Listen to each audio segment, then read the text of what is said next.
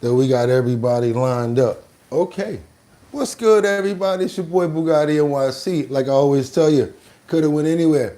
Fact of the matter that you came here to chill with me, I appreciate you. Please, Batty, if you're in the building or whoever, there you go. Let me know what's going on with that audio just to make sure. See, we got Mark Dorfman up in the building. Also got Batty Lynn, a couple of other people. But you know what I got to do? Let me get this camera work straight. Trump, Bill and Hillary Clinton testify in Jeffrey Epstein case. What will we discover? Let's get this camera straight, you guys. Good morning, everybody. It's Friday. It's time to go. Let's go. Let's go. Our bottom line. Let's get everybody up in here. Time to get it cracking. I'm energized this morning, y'all. I'm ready to go. I'm really ready to go today. Had a good time. I slept good. Got some rest. And you can never do without the rest. Oh. See how we getting now? Oh, your boy trying to show out now, y'all. I'm getting used to this. And I still didn't get the other handle yet. Okay, almost. Let's see if we can get it. Uh-oh, I think I'm going to be okay with that right there. I think I'm going to be okay with that because something is going on with the bottom part anyway. So we're going to leave that alone anyway and just leave it just like that. Hope everybody's having a Friday that you can't forget. Doom, just get paid. Doom, Friday night. Doom, party humping. Feeling right. How y'all doing out there? What's going on? Who we got up in the building this morning? I'm excited, you guys. Yeah, we got to push, get that energy going. Who we got up in the building? I see we got some new people up in here. Okay, Queen Shay. Okay. See, we got Audrey up in here. Lawrence. Okay, Batty Lynn. Thank you so much, Batty. How you doing this morning? We got the new merch coming in, and you guys are going to be first up on deck. Y'all going to see me wear it on the next spotlight once we get it in. And then y'all gonna be like, yo, what's up with my stuff? I'm gonna say, already on its way. Hope everybody's ready to go because I'm excited this morning. You know, I got another burst of energy this morning because I had time to stack the deck to put together a real good show for us. You know, anytime I'm rushed, I feel like, I really don't have the time to like really dive in and really do the research that I want to do. Really gotta say this morning in today's show, it's going to be a good one. So we got a lot to get into, trending topics, current events, and a lot. But you know, before that, what we got to do, right? Before we do all of that, can't do anything without getting those prayers in the air. So that's what we're going to do. Let's get those prayers in the air, you guys. We had a long week. It was a real rough one, myself included. So we're going to thank the Lord right now for always being there, for getting us this far, and for continuously making sure that we are secure and safe and being able to get to where we need to go, Lord. We thank you so much for having our backs and our hearts and our minds and our souls and us in your hands and making sure that you're keeping us safe. Also, our families, our friends. And you know, we cannot forget our animals, you guys. We're going to pray for energy. We're going to pray for love. Let's pray for a clean, good show. And let's just pray for each other. And you know, we can't get around it. Like I said it already, but I'm going to say it again. Because I just love the results of love. Let's keep on moving forward. Mark Dorfman, good morning. Who else we got up in the building? Queen Shay, Ad Reigns, my boy Jeffrey Spilker. How you doing, Jeffrey? Did you get your keychain? Let me know if you got yours. Also, Mark Dorfman, did you get your keychain? Let me know. Also, Luigi, what's going on with you, bro? Did you get yours? Batty Lynn, did I send yours out? Let me know. But I want to pray for everybody here. Pray for Ad Reigns. I want to pray for, who's that? Michael Lecter 6989. We want to make sure we get liberty and justice up in here because you know I could not do this without you. I want to pray for your health, your security, and your sanity, and getting all of those people out of that. I don't want to say too much, but just doing what you got to do, and I appreciate you. Also, who else we got up in here? That's Supernatural. We also got Batty Lynn up in here. Jeffrey Spilker. Can't forget about Rebecca Lanya and Bueno. Terry Cohn.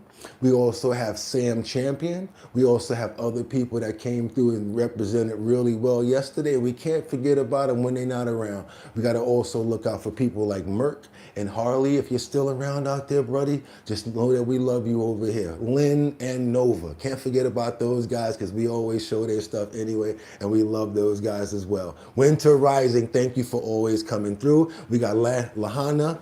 4791. And this is gonna be the last one right here. We got next one I see. That's what we're gonna do. That one. Jamie, thank you so much. Appreciate you. Amen. We got to keep on moving forward. You guys, let me check this audio over here, because guess what? Let me just set it off with, I'm ready to go. They're ready to go. I said it's time to start the show. I hope you're ready, yo, yo, yo, yo, yo, yo. And we wind it up,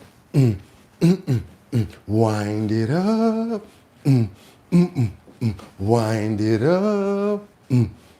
It's 6 o'clock somewhere. You ain't gonna get me today. I'm gonna give you your wave. Let's go.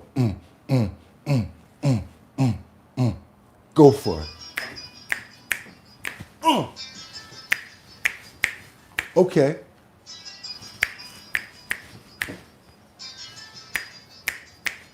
And we gotta open up those pores.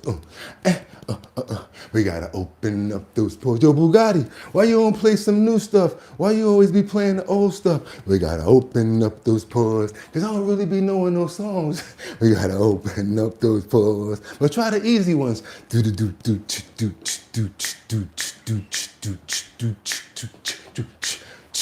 I don't like no whips and chains, girl, you can tie me down, but you can put your lovin' on me, baby, put your lovin' on me. I said, I don't like no whips and chains, girl, you can't tie me down, but you can put your lovin' on me, baby, put your lovin' on me.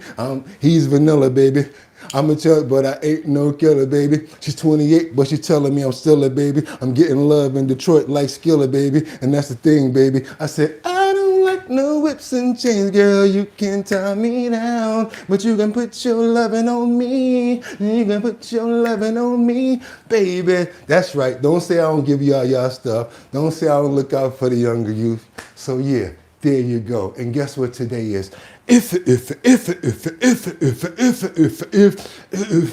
bump that beat. It's Friday the 27th. That's right, y'all. 2026. I'm your host, Bugatti NYC, and this here's our bottom line, where we be talking about this and that and chat and this and this and that. And we be talking about this and that and that and this and this. And that just got me lit. I said, I don't like no whips and chains, girl. You can't tie me down, but you can put your lovin' on me, baby. Put your lovin' on me, baby. How y'all doing this morning? It's your boy Bugatti NYC, and like I always tell you, coulda went anywhere. Fact of the matter that you came here to chill with me, I appreciate you. Yes, we got a lot to get into, and I'm not gonna play no games this morning, and I'm gonna get right into it, because what we got, trending topics, current events, and much, much more. So what I'm gonna say is, whoo, take some air in, breathe, and I got 5 on it. I'm gonna stack 5 videos at a time. All I'm gonna ask you guys to do is do me a favor, stay on topic, stay on point, let me know where you're chiming in from, what city, what state, and we're gonna keep it moving, because I like to go do research and find out where you're at or close to try to see what's going on. This way here we have relevant conversations. It doesn't matter how many people come through, whatever numbers we do, I always stick to that, because I also am curious. Want to know what's going on in the Congo or over out there in Denmark. I'm just like that, and I like to be a man of my word and say, we go everywhere. It's free. All we got to do is press the button. It ain't like we got to fly anywhere. We're just looking for the news. That's right. So it's a real good treat when I notice that you can say, hey, that's not far from where I'm at. Hopefully I'm reporting good news at that time though. But yeah, you know what else we got to do, right? Again, stay on topic. Let's make sure that we stay on point. This way we have great dialogue inside of the comment section, and everybody has a good amount of stuff to talk about and stay on point. And you know what else I'm going to say, right? Because I'm ready to go. Let's get into these titles. That's right, you guys. Let's get into it, because we got one today, which is a doozy. How come homegirl thinks she the president or something? But don't start like that, Bugatti. Just keep on going. Trump Bill and Hillary Clinton testify in Jeffrey Epstein case. What will we discover? What will we discover in this situation here?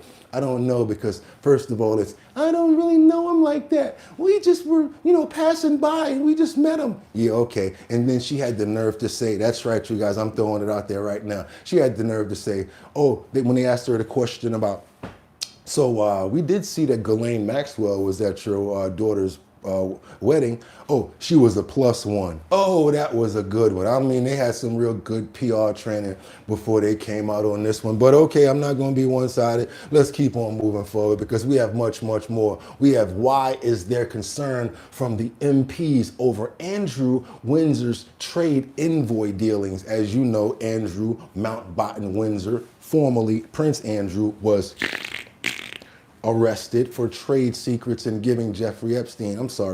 allegedly giving Jeffrey Epstein trade secrets, which is illegal. So we got to keep on moving forward, and that's why he got arrested. But now they're asking for a little more when it comes to Andrew. They want him to be stripped. They want to make sure that he can't become king no matter what. They want to take him all the way out of the line of succession.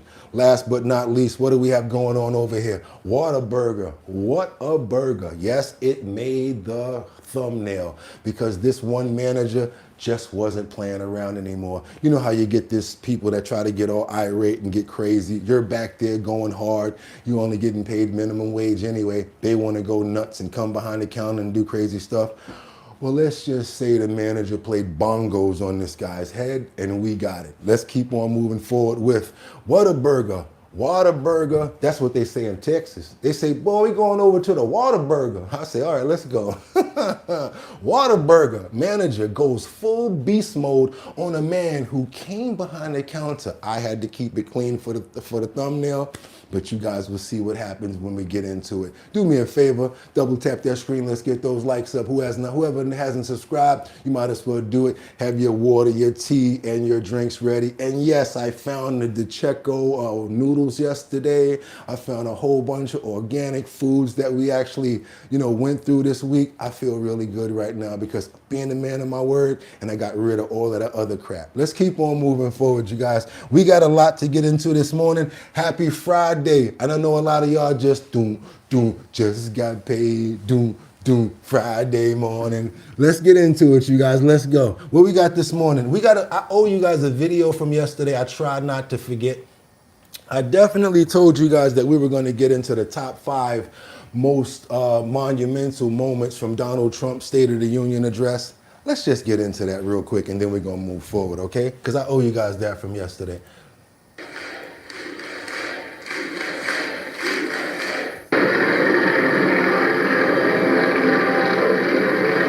Representative Green ejected again. That's number 1. Holding up the sign that he says black people are not apes. Aren't apes. And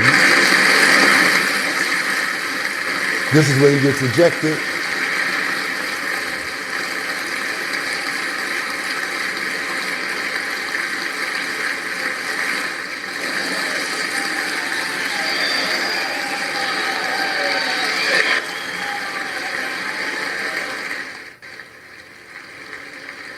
And the very famous part, you should be ashamed.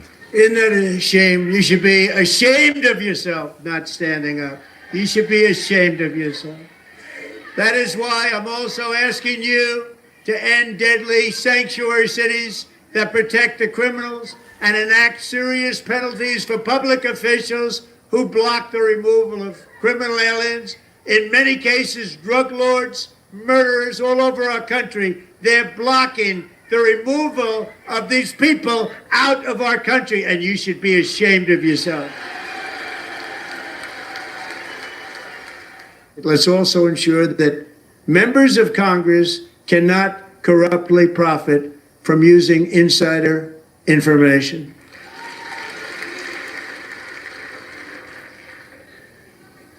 They stood up for that. I can't believe it.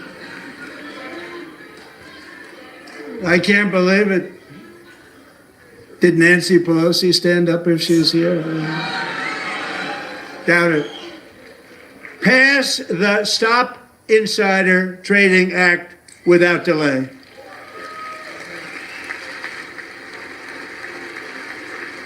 I think we got like one more.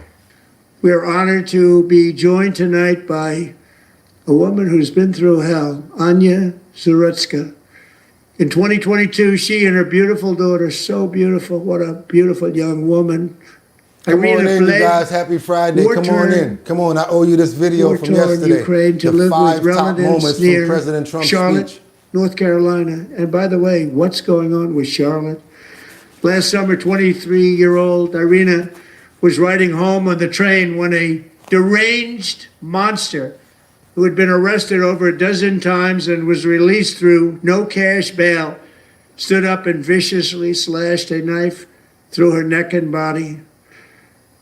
Mrs. Zarutska, tonight I promise you we will ensure justice for your magnificent daughter, Irina.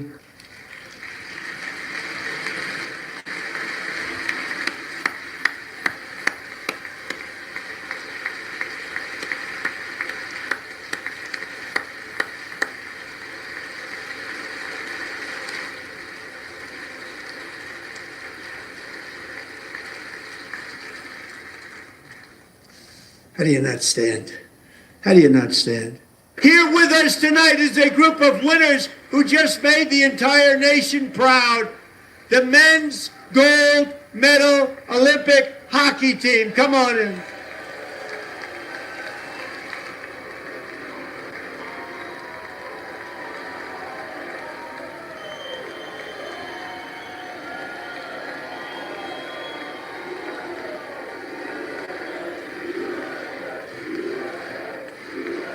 Yeah, how could you not be proud of those 5 moments right there, you guys? Let's keep on moving forward. Well, how could you not be proud of the last moment exactly? Because USA, we won the gold. I don't know about everybody else's opinion and everything else. I'll stay middle. Let's keep on moving forward, you guys, because yes, we got a lot to get into. Because guess what? Mamdani, na is a super cat, na use a dam dami, na is a super cat, na use a dam dami. Yes, they went and met again, and they've been talking on the phone. Who is they, Bugatti? Yes, Mayor Mamdani and President Trump. Zoran Mamdani goes to Trump to ask money from the White House to pitch a new housing plan. To tell you the truth, I don't really trust this guy. And you guys, I don't know if you should either. I mean, I don't know. It's up to you. Is he doing what he said he was going to do? I mean, as far as the bad things, probably not supporting the police, things like that. But as far as his ideas of free buses, free houses, and all of those supermarket ideas, we're still waiting, Mamdani. Let's keep on moving forward, you guys. Let's double tap that screen to get those likes up. It's Friday and time to get into it now. Sade and Mike, we have learned that Mayor Mamdani went to the White House to pitch the president on a possible project in New York City that he says could be the biggest federal investment in housing in the last 50 years. This photo posted on the mayor's Instagram account essentially sums up his meeting today. Look at his face. He's trying not to smile so he can go explain what he's trying to do. You feel me? Like, look, I didn't smile. I just went out there to do business and that was it. Because, you know, when he got to go back to the party, he got to look a certain way. Like, I'm dominating him right now. Yeah, okay. Okay. At the White House, the president holding a vintage Daily News front page from the 70s on the right and an apparent mock-up of a Daily News front page on the left. Mayor Mamdani writing in the text, I had a productive meeting with President Trump this afternoon. I'm looking forward to building more housing in New York City. Housing, of course, at the top of the new mayor's agenda, along with affordability. Both issues part of the conversation when the two leaders met for the first time shortly after Mamdani was elected last November. They apparently found common ground despite their political differences. There you go, Mr. Audrey, Mamdani, me neither, the right? Democratic Socialist, right? Mr. Trump, no, a you hard-right Republican. You good. I feel very confident that he could do a very good job. What I really appreciate about the president is that the meeting that we had focused not on places of disagreement, which there are many, and also focused on the shared purpose that we have in serving New Yorkers. Earlier this week, evidence of their continued willingness to work together on areas of mutual concern. During his State of the Union address, the president had some praise for the Democratic mayor. And even the new communist mayor of New York City, I think he's a nice guy, actually. Speak to him a lot. Bad policy, but nice guy. And just yesterday, Mayor Mamdani told reporters he speaks with the president but prefers to keep their conversation private. That's right. Look here, this is what you're going to do. You want to get that housing stuff going on? I'm going to need you to go ahead and open up Zimmerson and Zimmerson, and we're going to just keep it on the Zimmerson. Now, can you guys trust your boy? But they elected him in, right? Okay, let's keep on moving forward. I think I like you now. I think I'm starting to like this guy. I will tell you, however, that whenever they do happen, they always focus on how to better our city. Now, President Trump is said to be very enthusiastic about the proposal. The project, we're told, would deliver about 12,000 units. We don't have many other specifics, although we do know, of course, real estate right in Mr. Trump's wheelhouse. We have also learned that Mayor Mamdani's office mocked up those newspaper front pages as part of their pitch to President Trump in the Oval Office. No resolution or deal here just yet. That was smart to do that. Put him on the front of the paper, make it look good like he's doing something for New York, of course. But at the same time, I'm going to need you to have a conversation with Tom. What Tom do you mean? Yeah, Mr. Holman about them. Yeah, I'm going to need you to talk to Mr. Holman. Yeah, no, it's no quid pro quo. That's what I would say. You want this? I'm going to need you to do us a favor. Doom, doom, doom, doom, doom, doom. Open up Rikers. Let's keep on moving forward, you guys. We got to go over to something that I've been paying very close attention to. And I think Miss Sheinbaum really wanted to stay away from this situation. Like I told you guys yesterday, because you got to think about it. When you got bullies around you and you got things going on, you can't just start telling people and snitching on what's happening. So when she was offered, I know you guys said it yesterday, well, he did offer her.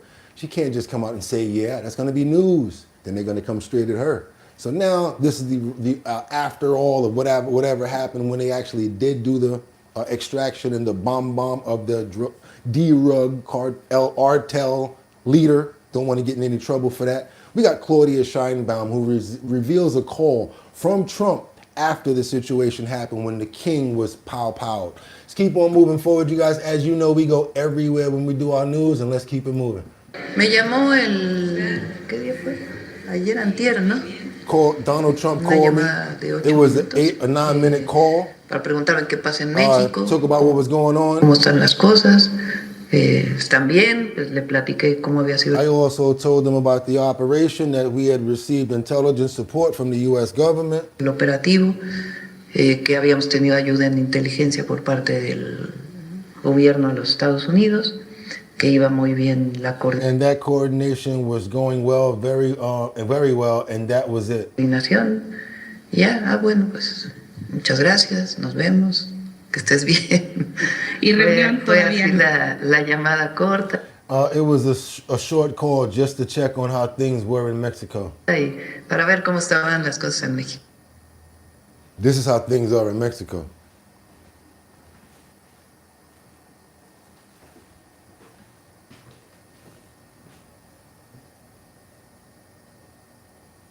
You guys know that a lot of Americans, Canadians were like stuck inside of their hotels, told to shelter in place, and basically were looking over the tops of the roofs and seeing all of this stuff going on.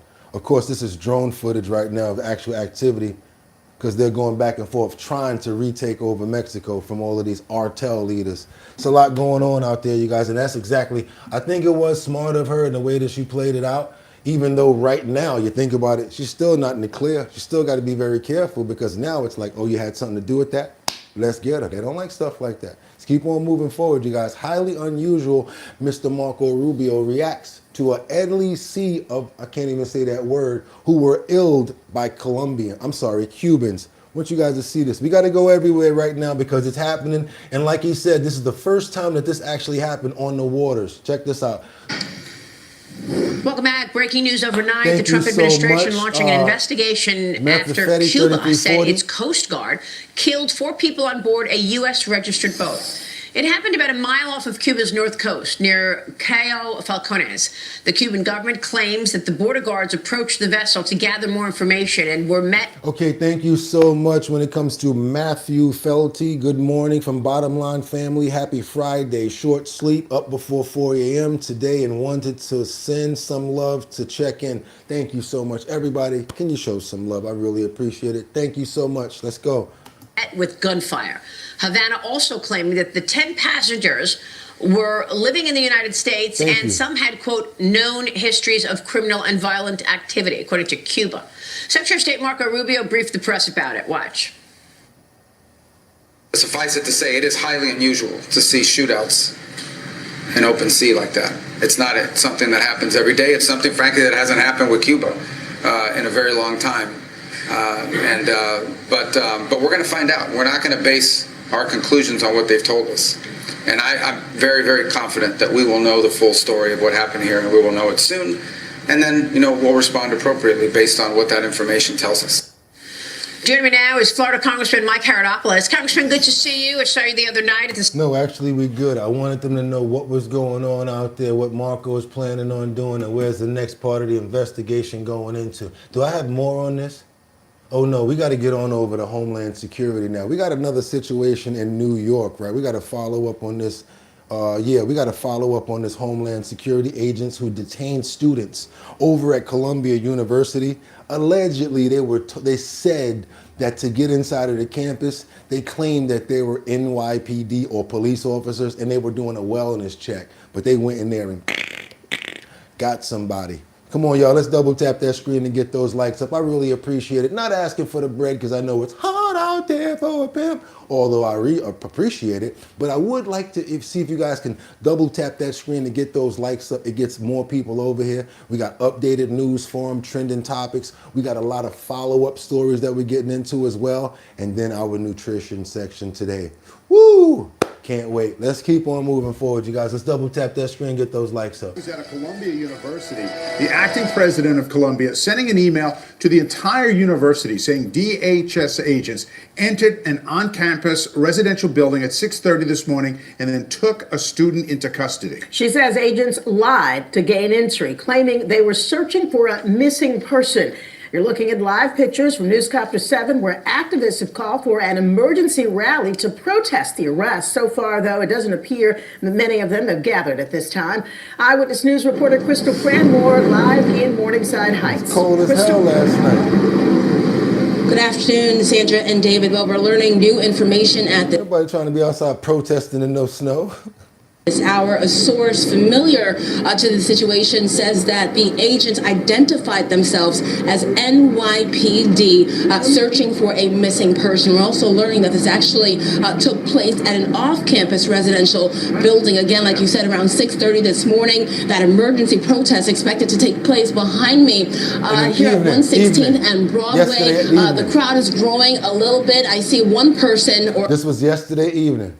A couple of people now with some signs, but I do want to get straight to the graphic that Columbia University released a short time ago saying that it's working to gather more information. They're also saying that it's important to reiterate that all law enforcement agents must have a judicial warrant or judicial subpoena to access non-public areas of the university, including housing, classrooms, and areas requiring swipe access. An administrative warrant is not sufficient. Another graphic that I have for you at this point, this all prompting widespread reaction from local lawmakers. Assemblyman Michael Lasher taking to social media to say in part there's more to be learned and discussed about how systems may have failed at Columbia in this instance. It's an important reminder for all of us, and particularly our institutions, about the need for collective vigilance against ICE. And a joint statement from Council Speaker Julie Menin and City Council Majority Leader Sean Abreu saying in part, ICE has no place in our schools and our universities. These activities don't make our city or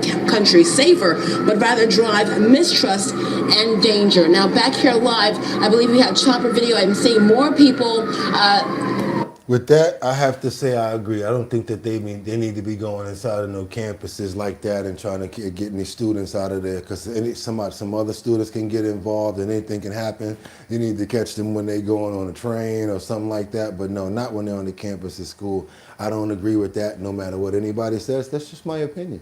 Just double tap that screen and get those likes up. I appreciate it, you guys. We got to get on over to Los Angeles with a follow-up story. A lot of stuff is coming down on this one story here. Remember the guy with the nose that was like this, like nobody know. He had the nobody nose. Yeah, we're going back to Los Angeles to get more information about him. New details emerge as the FBI investigation on LAUSD superintendent is getting more info. And now we find, y'all remember him. Y'all remember, I hope they show him again too, y'all, just so we can see the eagle beak. Let's keep on moving forward because I got more tied to this where individuals have been arrested. Now I'm feeling this is about to get into something. And you know, with these people with this money, they start telling. They don't be trying to stay locked up for a long period of time. Once you do this, well, you know, we can do a deal. They tell their lawyer, look, I'm ready to negotiate. You don't got to bring in no Popeyes. You ain't got to worry about no Whopper. They don't care about none of that. They're just not trying to do none of that right there. Have that orange jumpsuit on. Let's keep on moving forward, you guys. I want to get into this FBI information on this LAUSD superintendent. Many asking, what are they searching for? Well, this morning we are learning that the investigation is focusing in on Carvalho himself instead of the school district that he leads, which is a big part of why those searches were conducted both at his offices and right here at his home. They were over there, and I saw that one was with a camel with a rifle pointing at the house. Federal agents seen entering Alberto Carvalho's San Pedro home Wednesday morning to execute a search warrant. His offices in downtown LA and a home in Florida were also searched. Carvalho previously served as superintendent in Miami-Dade County Public Schools before coming here to LA. The FBI is not detailing the nature of this investigation, but confirms the warrants were served. Agents go to a judge, present what's called an affidavit, which is a sworn declaration where they're explaining why they feel they have probable cause to search someone's house, their residence, their business, in order to further investigate an ongoing crime. I've seen the superintendent myself. He's come to our campus and as well as field trips. So, I mean, it's really shocking. The LA Times says the investigation may involve financial crimes involving a former artificial intelligence company called All Here. That developed a chatbot known as Ed for LAUSD. That company collapsed in 2024 amid allegations of massive financial fraud involving its founder and CEO, Joanna Smith Griffin, who was arrested the same year. This is her in a previous interview promoting the company. My name is Joanna Smith. I'm the CEO of All Here, and we help schools to curb chronic absenteeism using chatbots powered by AI. And you stole some money. Carvalho promoted the AI tool in 2024, but after Smith Griffin's indictment and arrest, the district declined to use the technology. We asked one criminal attorney who was not connected to this case to weigh in on the investigation. So the question is the government trying to tie Carvalho to this person? Now, Carvalho has basically said he had nothing to do with how this AI company was picked, that other people do. There was a team involved. The person who was prosecuted in that AI company, she has not been convicted yet. And therefore, she could very well be cooperating with the federal government in order to try and get a more lenient, reduced sentence. Another point that I think we need to keep in mind, LAUSD superintendent has been a very loud, outspoken critic of Trump and ICE. The Trump administration is not happy with that. The Department of Justice under Trump sued LAUSD, claiming that... All right, we got enough on Carvalho. I done seen enough of that nose right there to give me, I'm talking about, I got so many jokes, it's not even funny. Like, do they make them for the nose? Because it's probably bigger than... Let's keep it moving forward, you guys. That is a nobody knows the trouble I've seen. And no matter what he do, what angle he hit at, any angle, all you see is that. I don't care what you're talking about. It's just bam, bam, bam, bam. I'm talking about that joint right there. That's like He got like the arch of noses right there. Like his nose is serious. And he got the round edge on that joint where it's like a round ball just sitting there. And somebody just walked up to him with some spit and said, "Ted, let me shine that up for you real quick." And he's just like, bing, he did that joint and shine like a cartoon nose. Man, listen, that nose right there, boy. Oh my God. I'm sorry. I'm supposed to stay on point, keep on doing what I'm supposed to do. But that nose right there, Lord, have mercy. Woo! That's like, you know how they make the cartoons where the body be small and the head be extra big? All of his cartoons would be like that. Everything be the regular size, but his nose would be like this. Oh my God. All right, that's enough about his nose. Let's keep on moving forward. New York, Manhattan, New York. And if I can make it there, I'll make it. Bum, bum. Anywhere, it's up to you. New York, New York. Okay, we got a man who threw the ice balls. He got steady trying to find a motive. Why I did what I did. Locked up. Watch your head. Looking around, you know how that is. I don't gotta explain the whole thing. Watch your head. Y'all know what I mean. We about to have the t-shirts made. Watch your head with the hand on top of the car with the person getting in like this.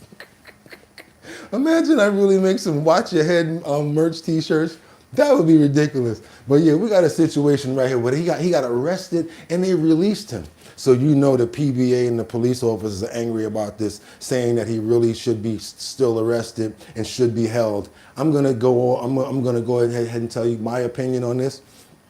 I do think the crime was rather heinous, but I don't know if it substantiates him actually being remanded to stay inside of prison, you know, because of that crime. It was an assault, not like too major or whatever like that. Even though it did break skin, you know, I don't think that he should actually be arrested for it and stay inside. Probably have to have his day in court and go back and forth to court and maybe be something like that, probation. But be in prison right now for that. I don't really agree with that part myself. I want to know what you guys think about it. If you disagree or disagree, yeah, and it's fine if you don't agree. It's fine.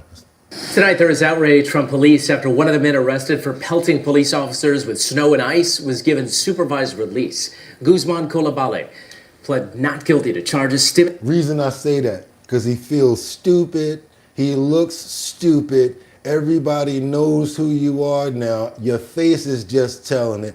And you're nervous about what they might do to you because now you're on the radar. So I think you probably got enough and that supervisor's good for you. That's how I'm thinking about it. Because they ain't going to let up off of him. Y'all know how police work. Yeah, we know what you're doing, homeboy. You know we out here watching you, right? They don't just leave you alone. Oh, what do you guys think? Okay. And that's that face right there. Damn, I'm on blast now. Stemming from Monday's incident that happened in Washington Square Park. At this point, he's accused of obstructing governmental administration and harassment, but is not facing assault charges. Prosecutors say they're unable to prove that he actually injured anybody. Somebody said Chief Keef is in trouble.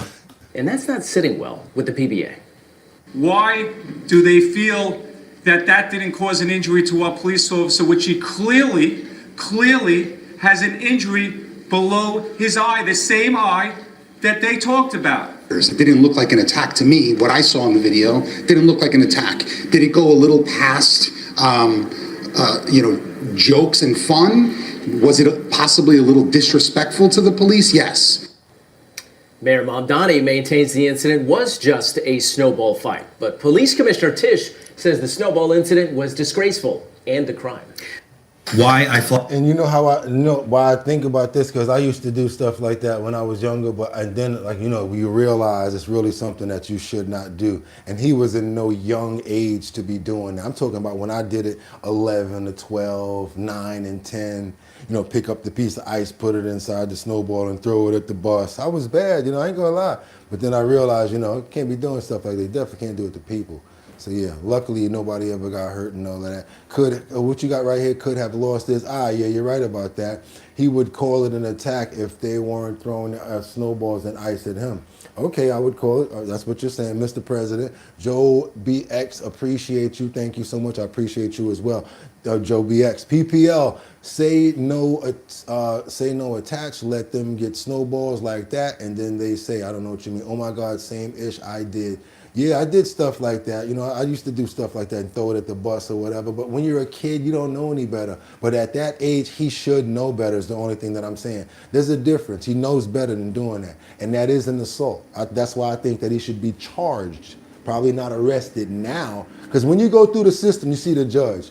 He determines, should you go home until you come back to go back and forth to go to court? Yes, that's what you need to be doing. Not throwing it out and just throwing the case out and just supervise. No, I think he should have a case going back and forth to court to fight that case. Let's get on over to New Jersey / Newark. We got a situation where residences are kind of peed off as they confront ICE agents following a car krills nash that's caused during a pursuit. I think these guys need to be much more careful when they're doing a pursuit, and sometimes you may have to call off the pursuit if you don't have the police involved, because it could hurt people. That's just my opinion. Let's keep on moving forward, you guys. I told you we had a lot of good stories today. I want you guys to really enjoy what's going on. Matter of fact, did we do this already? No, let's do it. Put Mayor Mamdani at the odds with NYPD. Now police say that they have arrested one of the suspects caught on camera. I think I already had that. That was afterwards. I'm sorry, you guys. That was afterward, and I had found a new story coming in, so I put the new one behind. I put the new one in first. Let's get on over to Newark. Let's be a man about it. Who else y'all taking now? See, this is the problem, because now you're getting people in the community involved. You're getting people with their cars getting involved. So now you got all sorts of other people that's now coming at you, and it's making the overall situation look bad. So you have to really try to pick your wars and pick your poison when you're dealing with pursuits and when you're dealing with certain things when you're moving around, because you don't want everybody angry at you, because now everybody's going to be against you and you're going to look really bad. You don't want the citizens angry at you for doing your job, is what I'm saying. The American. I'll beat you the out here. What you talking about? Yo, you throw that mace, I'm gonna make you. Play with me. You bring that mace, I'm gonna make you. It is a reason. They shouldn't be out here. It is a reason. You should be talking to them. They not even supposed to be here.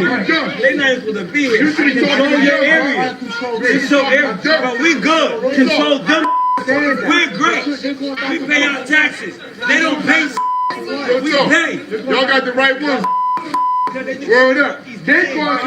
Look at these kids, bro. But look how long these kids been waiting. Wouldn't be out here. If everybody had a gun, y'all wouldn't be out here. Y'all some cowards. Y'all some cowards. Who touched you? Right here. This right here. This section. This section.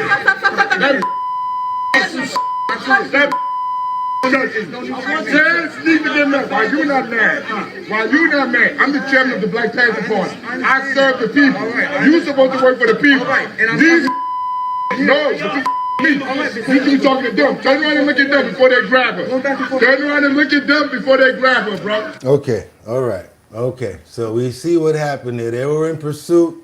Activity happened. Somebody else got involved. Accident got them involved. Now they came out, people started going back and forth, bad situation occurred. But yeah, I just don't think that ICE probably handled it right. Luckily, the police were on site afterward to calm people down and to have them separated, because if it would have just been ICE against them, it wouldn't have been a bad situation. Thank you so much, Sam Champion, for the $1 super chat. We appreciate you. How you doing, Sam?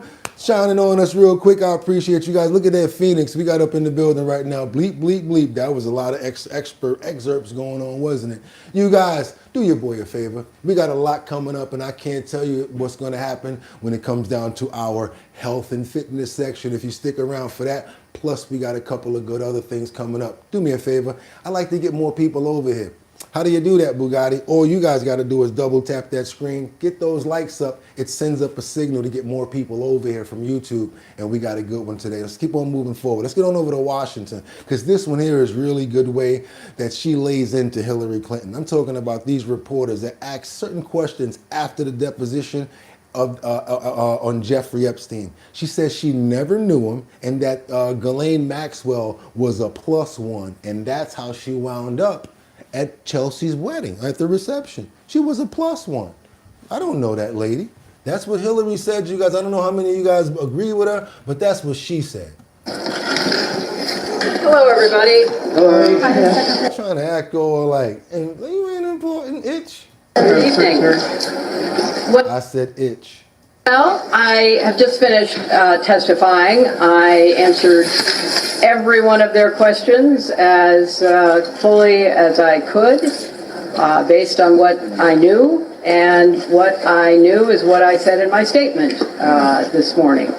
I never met Jeffrey Epstein, never had any connection or communication with him. I knew Ghislaine Maxwell casually as an acquaintance, but whatever they asked me, I did my very best to respond. It was disappointing that they refused to hold a public hearing, so I wouldn't have to be out here characterizing it for you. You could have seen it for yourself. We had asked for that. We think it would have been better for the committee and its efforts to gather whatever information they are seeking.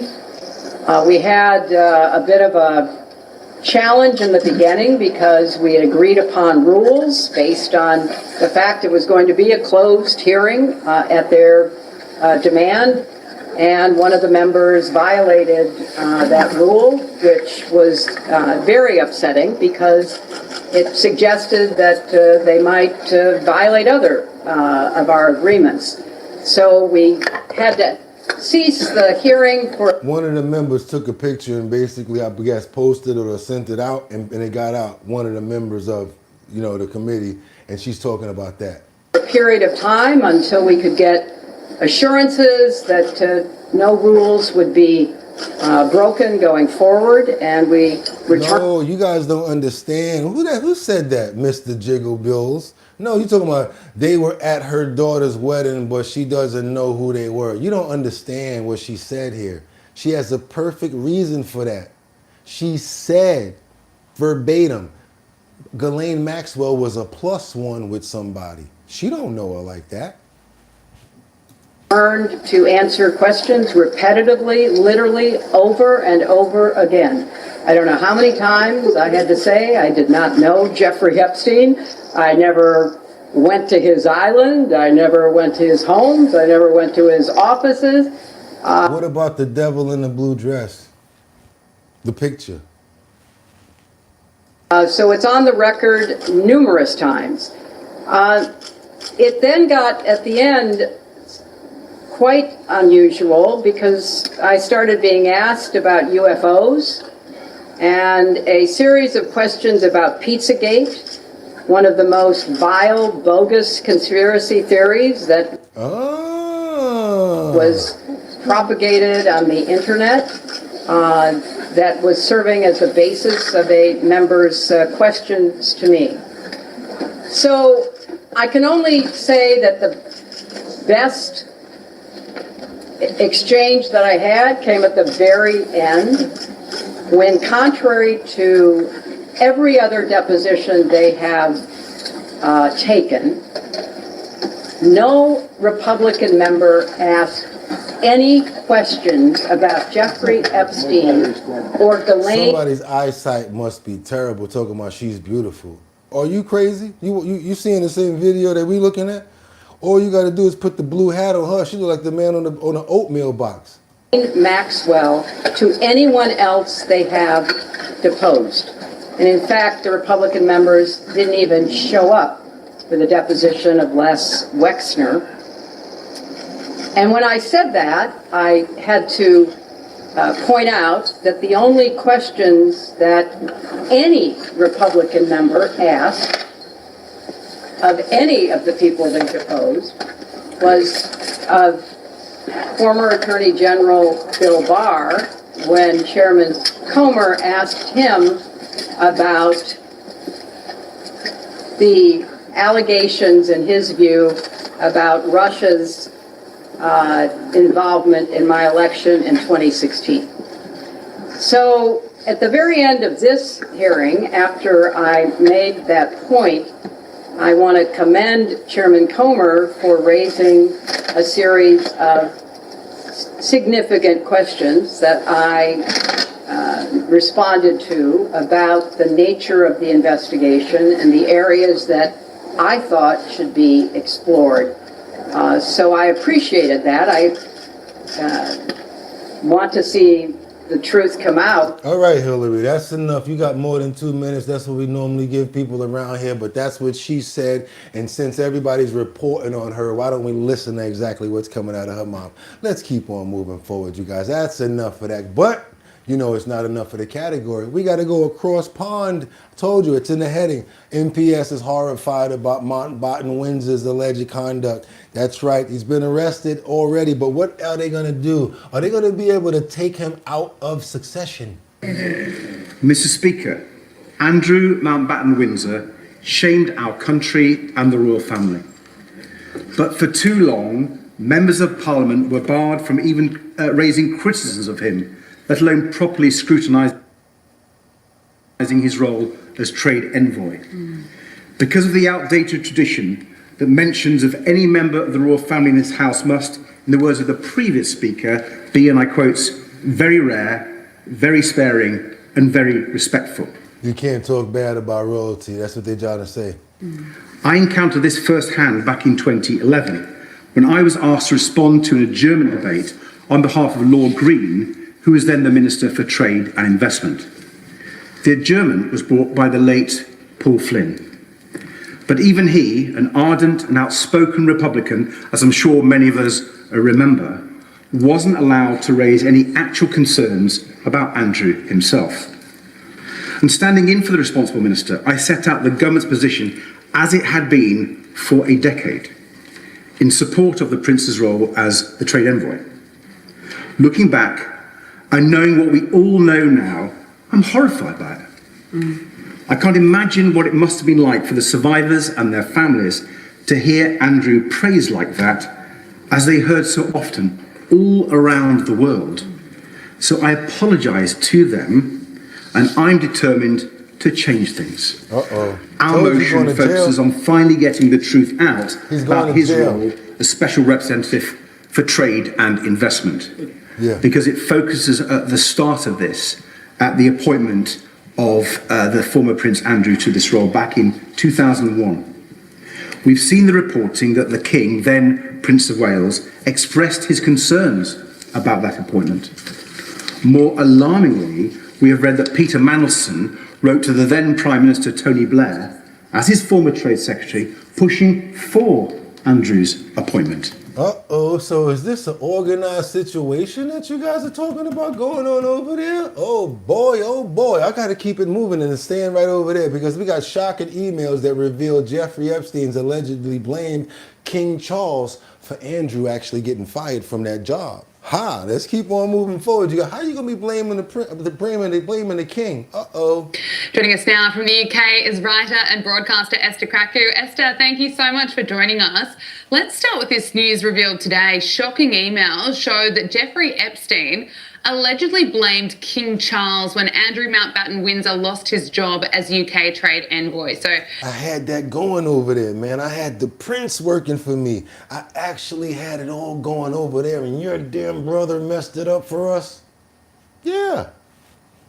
Andrew, of course, became the UK Special Representative for International Trade and Investment in 2001, but resigned in 2011 over his relationship with Jeffrey Epstein. So on July 20... Yeah, just wanted to bring that in there, you guys, because now that's a full rounded story, and we're just going to keep on picking fruits off the tree, because we just know what's going on now. Over there and over there. We got to get on over to Poland, because we don't know what's going on over in Poland. Yeah, really in Poland. They're doing an investigation right now. They got one going on in Africa. They got another one going on in... what was that? I think it was, if I'm not mistaken, the Netherlands or something like that we looked at 2 weeks ago. There's a lot, because he was getting women from all over the world. Not doing Ukraine right now, because you know what's going on over there, but there were a lot of women flown in from where, you guys? Russia. And Bill Gates already said yesterday that he rocked with 2 of them, and Melinda wasn't too happy about that. You guys saw that, right? She's like, I don't know what's going on over there. Yeah, she was tight about that. Woo, and Bill had to tell it all. Had to tell on himself. Let's keep on going, you guys, because now we got more going on with Robert Garcia, who demands answers. And you know we don't pull no punches over here. From who? Donald Trump, you guys. Yes, they asking for questions and they demanded answers from President Trump. My name is Robert Garcia. I'm the ranking member for the Oversight Democrats. We're here today, of course, for 2 days of depositions of both Secretary Clinton and former President Bill Clinton. So I'm going to have some general comments. We will actually be back out here to this is before it, but I want you to know the comments. Answer any questions once we've actually started the depositions, but we wanted to make some brief comments right now, and then we'll go ahead and go in and start. Let me just begin by saying that Oversight Democrats, from day one, we have said that we want to talk to anyone, any person that has information about Jeffrey Epstein, about his crimes. Do me a favor, you guys. I don't know where we at with those numbers right now, but let's get those numbers up. It gets more people over here. I like to explain. If you hit the like button, YouTube sees it. They say, oh, you know what? Let's send the signal up. They put the header up. More people see it. They come on over and they get a chance to enjoy the show. We got a lot more coming up, you guys. Come on. It's going to get deep right now. Let's go. About how he was able to get so much wealth. We will talk to any single person, whether that is a Democrat, a Republican, how much wealth they have, how powerful their position is. We want to talk to anyone. So we're happy to be here, and we're glad that both Secretary Clinton and former President Clinton are willing to talk to this committee. I also think it's important to note, I'm glad to see that we have our Republican colleagues here. There's a big group of them. I wish they would have joined us at the Les Wexner deposition, but I'm glad that they're here now to get questions answered. That is an important part of our investigation. Let me just add that as it relates to Secretary Clinton, who's here today, she has been very clear. She's never met Jeffrey Epstein. We have no evidence of her having any interactions with Mr. Epstein. And so I think that's important to note as we walk into the... Yeah, but this is just another time where Bill got his wife brought up into a situation because of the stuff that he does. And they want to know what she knows about it. This deposition. But I also want to say, which I think is very important, that at this very moment, the Department of Justice continues to lead a White House cover-up. And we're going to be demanding, even over these next few days, that the remaining files that have not been released get released to the public. And that includes new files that were just discovered in the last couple days of a survivor that has made serious accusations and allegations against not just Jeffrey Epstein, but also against President Trump, and about abuse that she suffered when she was a minor. We have seen the DOJ files and the archive manifest that clearly shows that the interviews and information around this survivor have been removed and are missing from the DOJ files. As he's claiming right now, he is stating, you guys heard him say it, they're stating there's another witness. He saw the master files, but the files that have been released don't contain the master files. So where are those files that we know that have been logged in? And the blame, you see who they're putting it on. The accusation. Where are these files? Who removed them? Those questions have to be answered. Happy Friday, guys. What we have is a survivor that we have verified, that others have verified, and those files are missing. It's not just those. It's an additional 50% of files that are missing. It is unconscionable, it is illegal, and Pam Bondi and the president need to answer to where those files are. And you know how we do over here? I had to play it all because it was a whole lot of information that we needed to hear before what the line of questioning would be and what the accusations are. I have a question myself now. Who's the person? Are they still alive? Will they come forward? That's a big question right there. And let's see what's going on with that, because you can't just make accusations like that and not come forward. I'm just going to put that like that. Keep on moving forward, you guys, because now we got some more breaking news with James Comer when it comes down to the Hillary Clinton Epstein probe, this testimony right here. A little more, you guys. Let's see what we got on this before we get out of here. A little more. Back backstory, round story. All right, well, thank everyone for being here today. Just want to go back on a timeline of how we got here. Several months ago, during a subcommittee hearing of oversight, there was a motion made by Democrat member Summer Lee to subpoena the certain documents. Then I want you guys to remember, they didn't come in on their free will. They had to be subpoenaed to come in. Just remember that. the motion was amended by Scott Perry to include subpoenas for various, I think there were 8 names originally, including Bill and Hillary Clinton. Everyone that was included in that subpoena has already either been interviewed by the Oversight Committee or sent in a statement that they had never met Epstein and had no knowledge of the investigation except the Clintons. We worked for 6 months to get the Clintons to come in, and then they acted like they were going to come in, and then they didn't show up. And obviously we moved to hold the Clintons in contempt. So yeah, they waited until the last minute when he got in contempt. Oh, now we got to go. And you really going to do us like that? We're presidents and the vice. I'm the ex-president's wife. You see how she came up to the podium thinking that she was still the ish? Let's get up out of here. So what, you got a little carpool and a couple of security guards. You ain't the president no more. Y'all do me a favor. I really would appreciate it. Double tap that screen and get those likes up. Let's get more people over here to see exactly what's going on with the story. I love to have it coming in from all angles. This way we know everything that's going on. We know across pond. We know the Hillary Clinton situation. We're updated on everything. We about to get on Lolita now after it's been sitting for 10 years. Yeah, we about to get up on the plane right now, the Jeffrey Epstein jet. We gonna get up on that. Then we gonna rock and see what's left in the storage house. Oh, y'all ain't know I knew about the storage. Y'all ain't know that I knew about the three detectives, the 3 private detectives that Jeffrey Epstein hired. Said, come here, I got all these files. I'm gonna give you guys some money. I want you guys to hide these files in certain storage lockers. And guess what? To this day, they don't even know if this estate went and got those files back. It's more files. Let's go, y'all. We got too much to get into. Double tap that screen, get those likes up. Let's get it.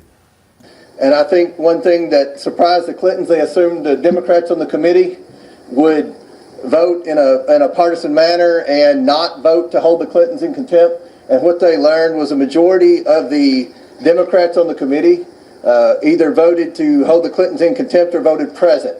And I think that don't nobody got no time to be playing around on this topic right now. We ain't got no time to play around. So they were surprised, like, wait a minute, the Democrats actually said, yeah, come on in. We want to know what's up. You're talking about children in this situation. And when they started asking questions about Pizzagate, that means they don't look for smoke when there's no fire when the situation's like this, Miss Hillary Clinton. that's a statement that this investigation is serious. It is a bipartisan investigation. The American people have a lot of questions. To my knowledge, the Clintons haven't answered very many, if any, questions about their knowledge or involvement with Epstein and Maxwell. Again, no one's accusing at this moment the Clintons of any wrongdoing. They're going to have due process.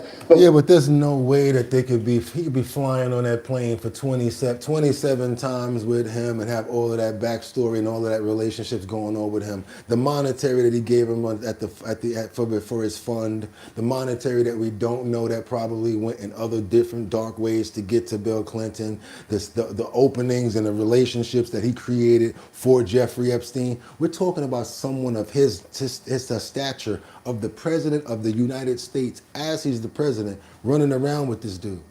It's a big situation right there. Lord knows what access to Jeffrey Epstein had. Keep on moving forward, you guys, because we got a little more to get into. I promise you guys we're going to get on a private jet. Let's go see what it looks like nowadays and if we can find anything on the jet.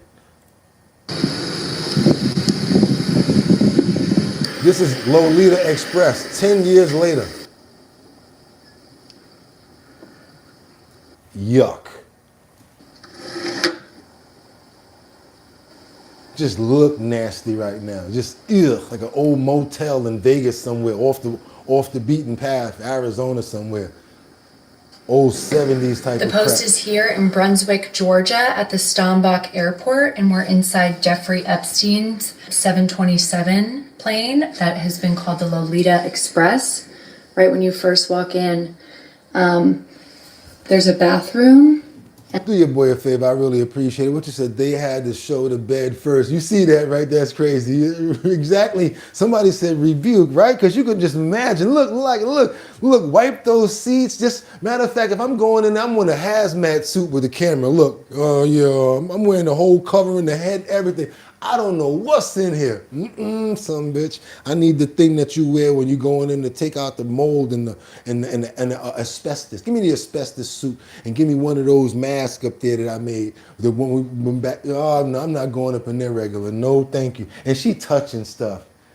Come on, get your hand off of that. And here you can see some of the items that remain from when it was owned by Jeffrey Epstein.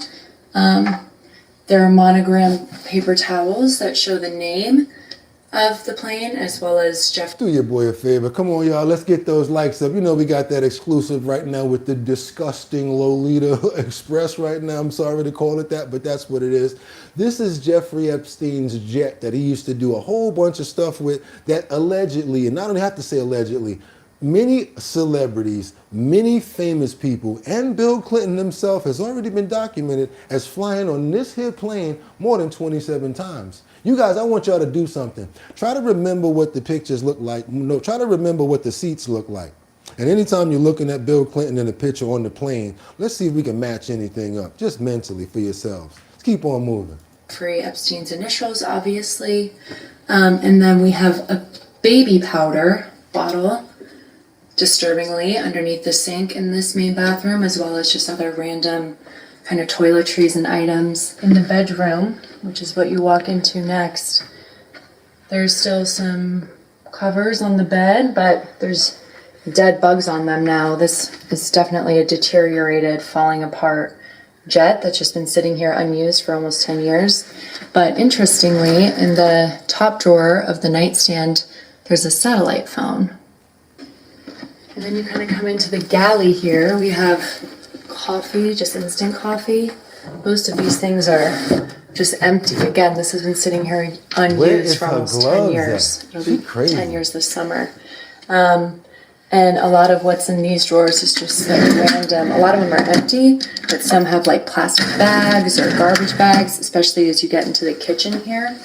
And some utensils and other random everyday items, some paper towels. Actually, interestingly, in here, there's some pretty nice, like, placemats. So obviously, somebody was eating and enjoying potentially a very nice meal.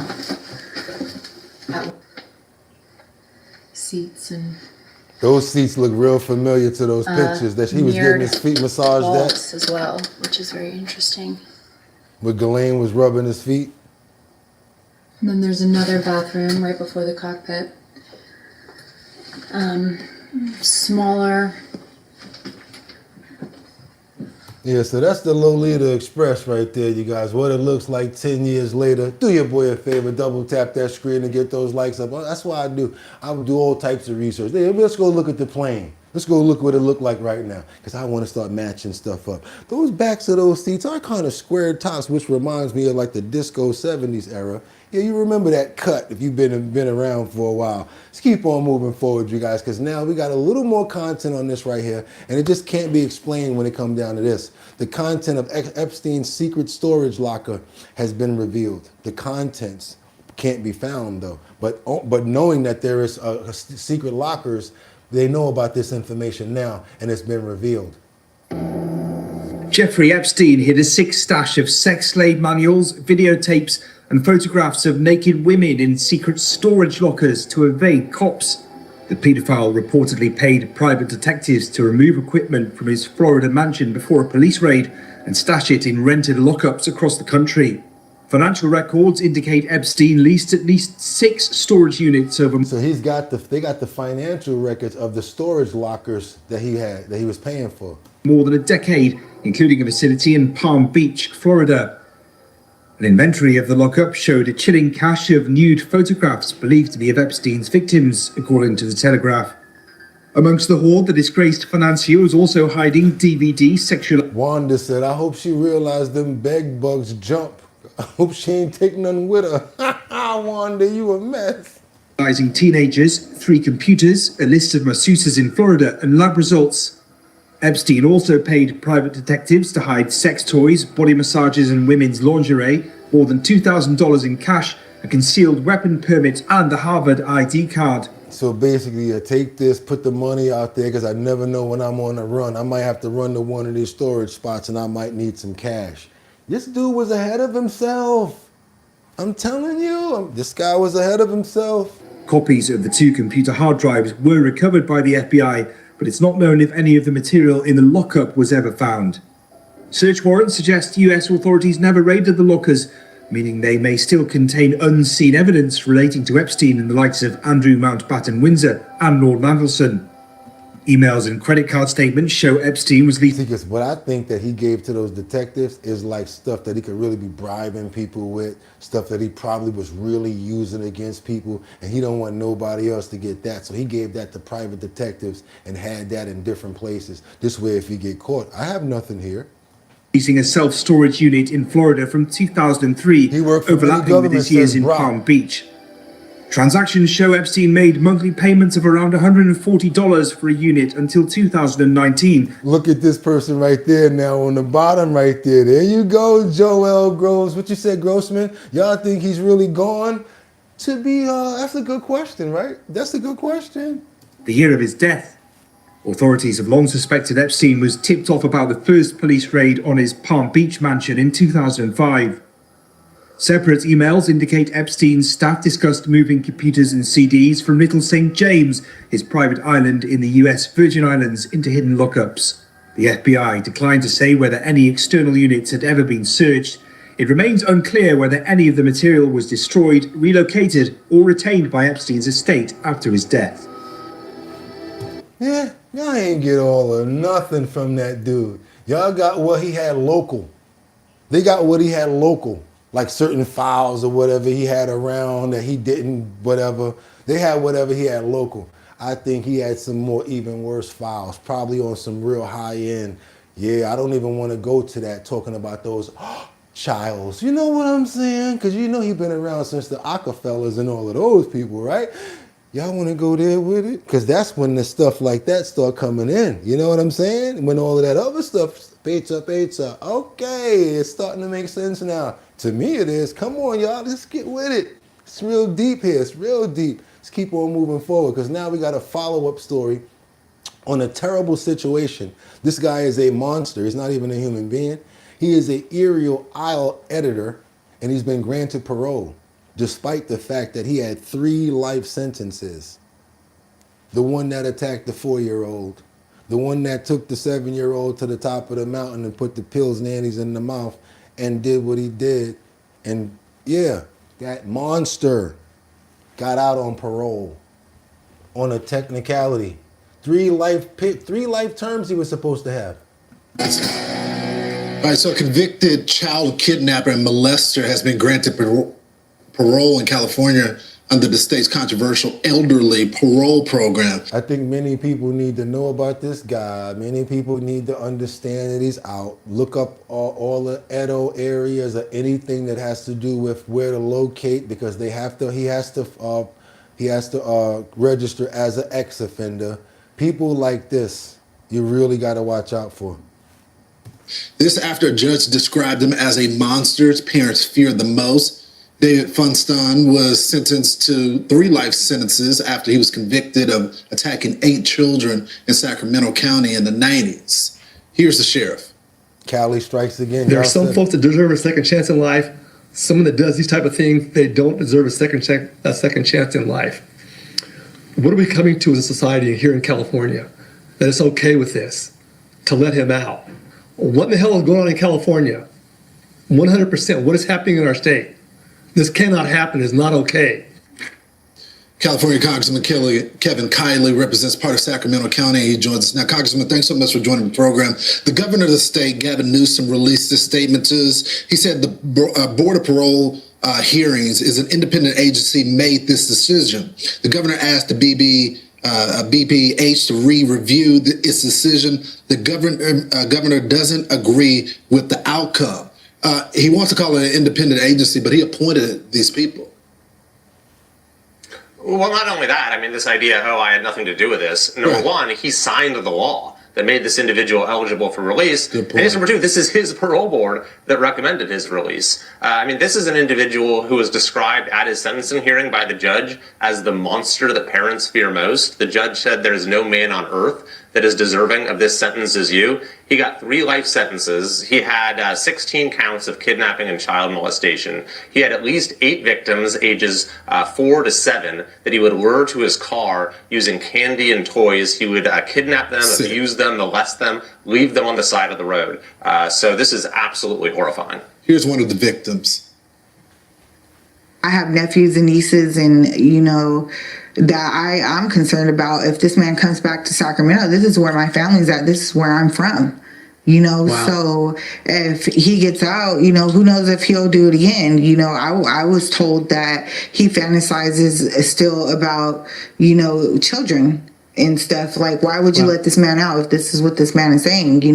When he gets out, how do you not know if he will continue? He's a serial sex offender. I mean, the guy rapes children and then he smiles in his mugshot. I mean, is this someone that we want back on the street? Well, of course not. And it is a reckless law that we have in California, this so-called elderly parole law. I was actually in the legislature when this passed. I voted against it. There was bipartisan opposition to it. It allows for even the most violent. What the hell do you mean elderly parole law? They got sentenced to life. They gonna get old. What are they talking about? Offenders, if they're over the age of 50, to be released from prison early. And there was bipartisan opposition to that, by the way. So I'm calling for the reversal of this reckless law, as well as others in California that have let tens of thousands of serious criminals. Somebody said, but there's no children in jail. Yeah, exactly. Out of prison early under Gavin Newsom's watch. And we're also calling for this individual in particular to be committed under a civil procedure. Windsor said, I don't even know why we keeping him alive in the first place. He had three sentences. They should have just sizzled him years ago. Straight life, bzz, straight up, so we don't have this problem down the line. Known as the sexually violent predator process. We'll be following. I just hope. Yeah, you guys, this is our second follow-up on it. First, last week, we was like, oh, we're going to see what happened. Next thing you know, they granted him. And do you have the nerve to see what Governor Gavin knew? Y'all can say it for me, because I can't say it. Gavin, you have the nerve to say that you had nothing to do with it. It's a private and separate company, separate people that determine that. You're dead wrong for that, man. You're dead wrong, and you put a lot of people in jeopardy. Exclusive video we got that captures a moment when a locksmith was pow-powed. Yes, you guys, and he lost his life. He's not here anymore. And sad situation here, you guys. I want to take you over to Florida, and I don't even know why they did this. This is exclusive video you're watching with me where we see the moments after a locksmith was killed. NBC6's Lena Salzbank joins us live tonight with the latest on this investigation.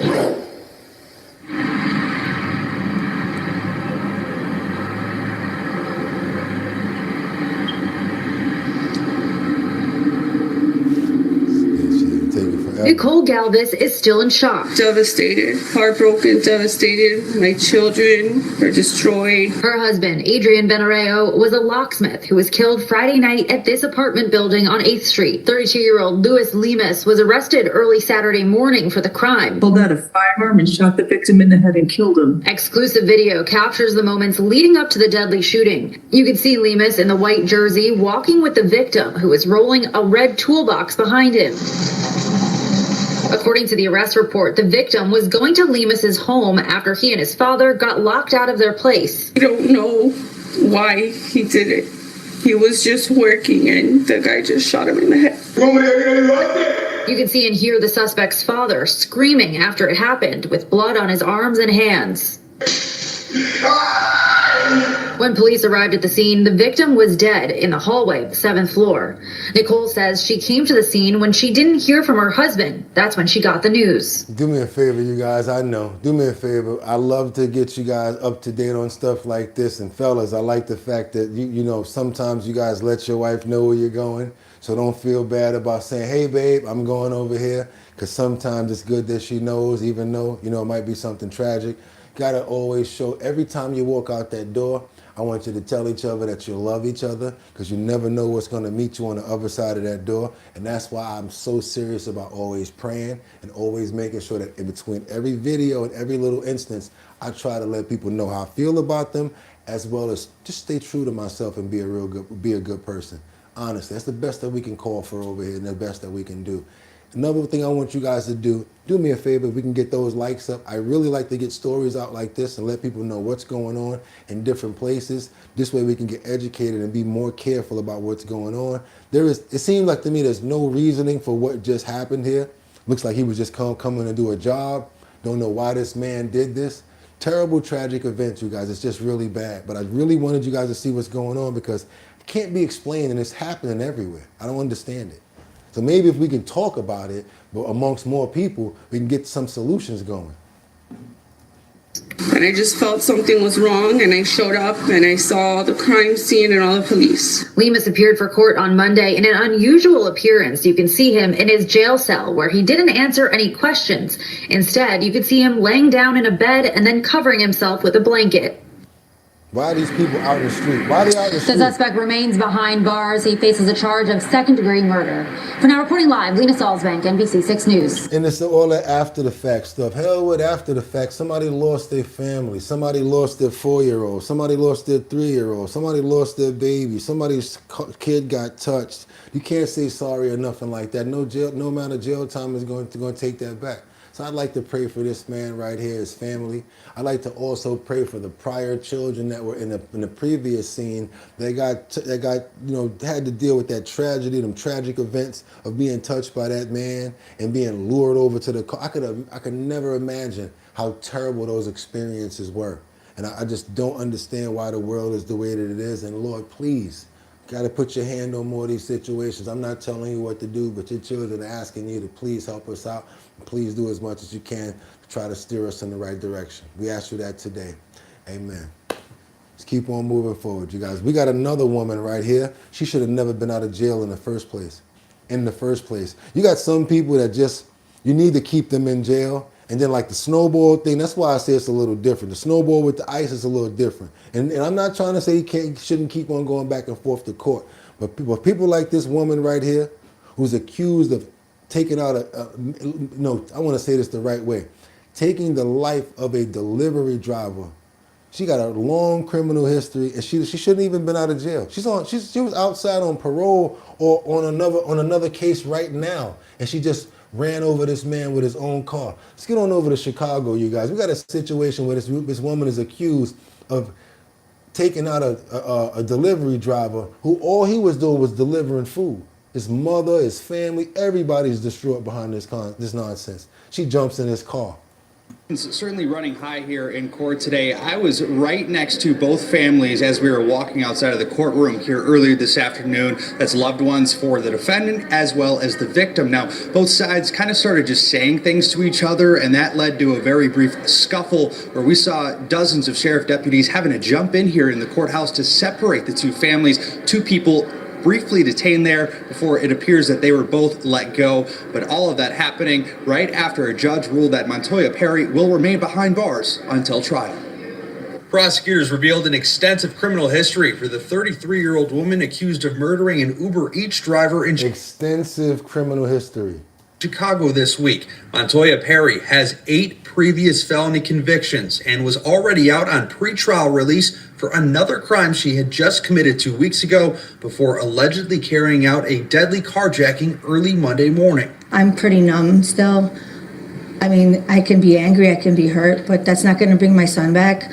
I'm going to let justice take its place. Prosecutors say 28-year-old Daniel Figueroa was dropping off food at Loretto Hospital around 2 in the morning when 28 years old. What was you doing when you was 28? I know we got a lot of older people in here. 28 years old. One of the best times of your life. You're chilling. Suddenly, Perry and 2 other suspects allegedly got into his blue Dodge Caravan. That's when prosecutors say Figueroa ran to the van and grabbed the handle of a door, but was momentarily dragged as Perry sped off, eventually running over his body right outside the hospital. Prosecutors say a doctor at that hospital was supposed to receive the food, but became suspicious after not getting any updates. They say he then made his way outside, where Figueroa was found laying in a pool of blood and died shortly after. Figueroa's loved ones showing up to court today, emotional and hoping justice would be served. It was important to be here just because Daniel didn't deserve this. You know, even though they have one person in custody, you know, we still need justice to be served. I'm happy in my heart that she's being detained and that the case is moving forward. There's no doubt in our minds that she did it, and she did it with intent to hurt and left my son there to die. Funeral services are now being planned for this weekend, while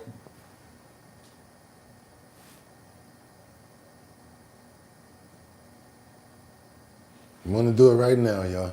I want to pray for him as well as his family, everybody that's involved in this tragic situation. I hope he didn't have any kids or anything like that, because that would be even worse to put it on top. His mother seems like she's just so distraught. I really pray that she has the energy and to move forward, because as you all know, no one wants to bury their child, and no one ever should bury their child. Ask for strength and some love for the mother, and as much as support that she could possibly have in this terrible time. Amen. Let's keep on moving forward, you guys. A GoFundMe has already raised more than $12,000 to help Figueroa's girlfriend and her young son, Dario. The family now just hanging on to the memories of Daniel's smile that they say always lit up every room. I just pray with the help of the justice system and everyone involved that Daniel gets justice. My son deserves to live with his smile and continue to smile upon us all. Now, Perry is due back in court on March 18th, and it's not clear at this time if CPD is arresting anyone else involved in this case. She'll probably get about 15 years. They're going to bring all those cases together. She going to cop out to it. She be home in about 7.5 and do like 8 years on parole after she done did something like that. Sad situation with the way the court systems work. And I hate the ATF situation too, after the fact. There's no amount of time you can give somebody or no sort of stipulations that's going to give a life back.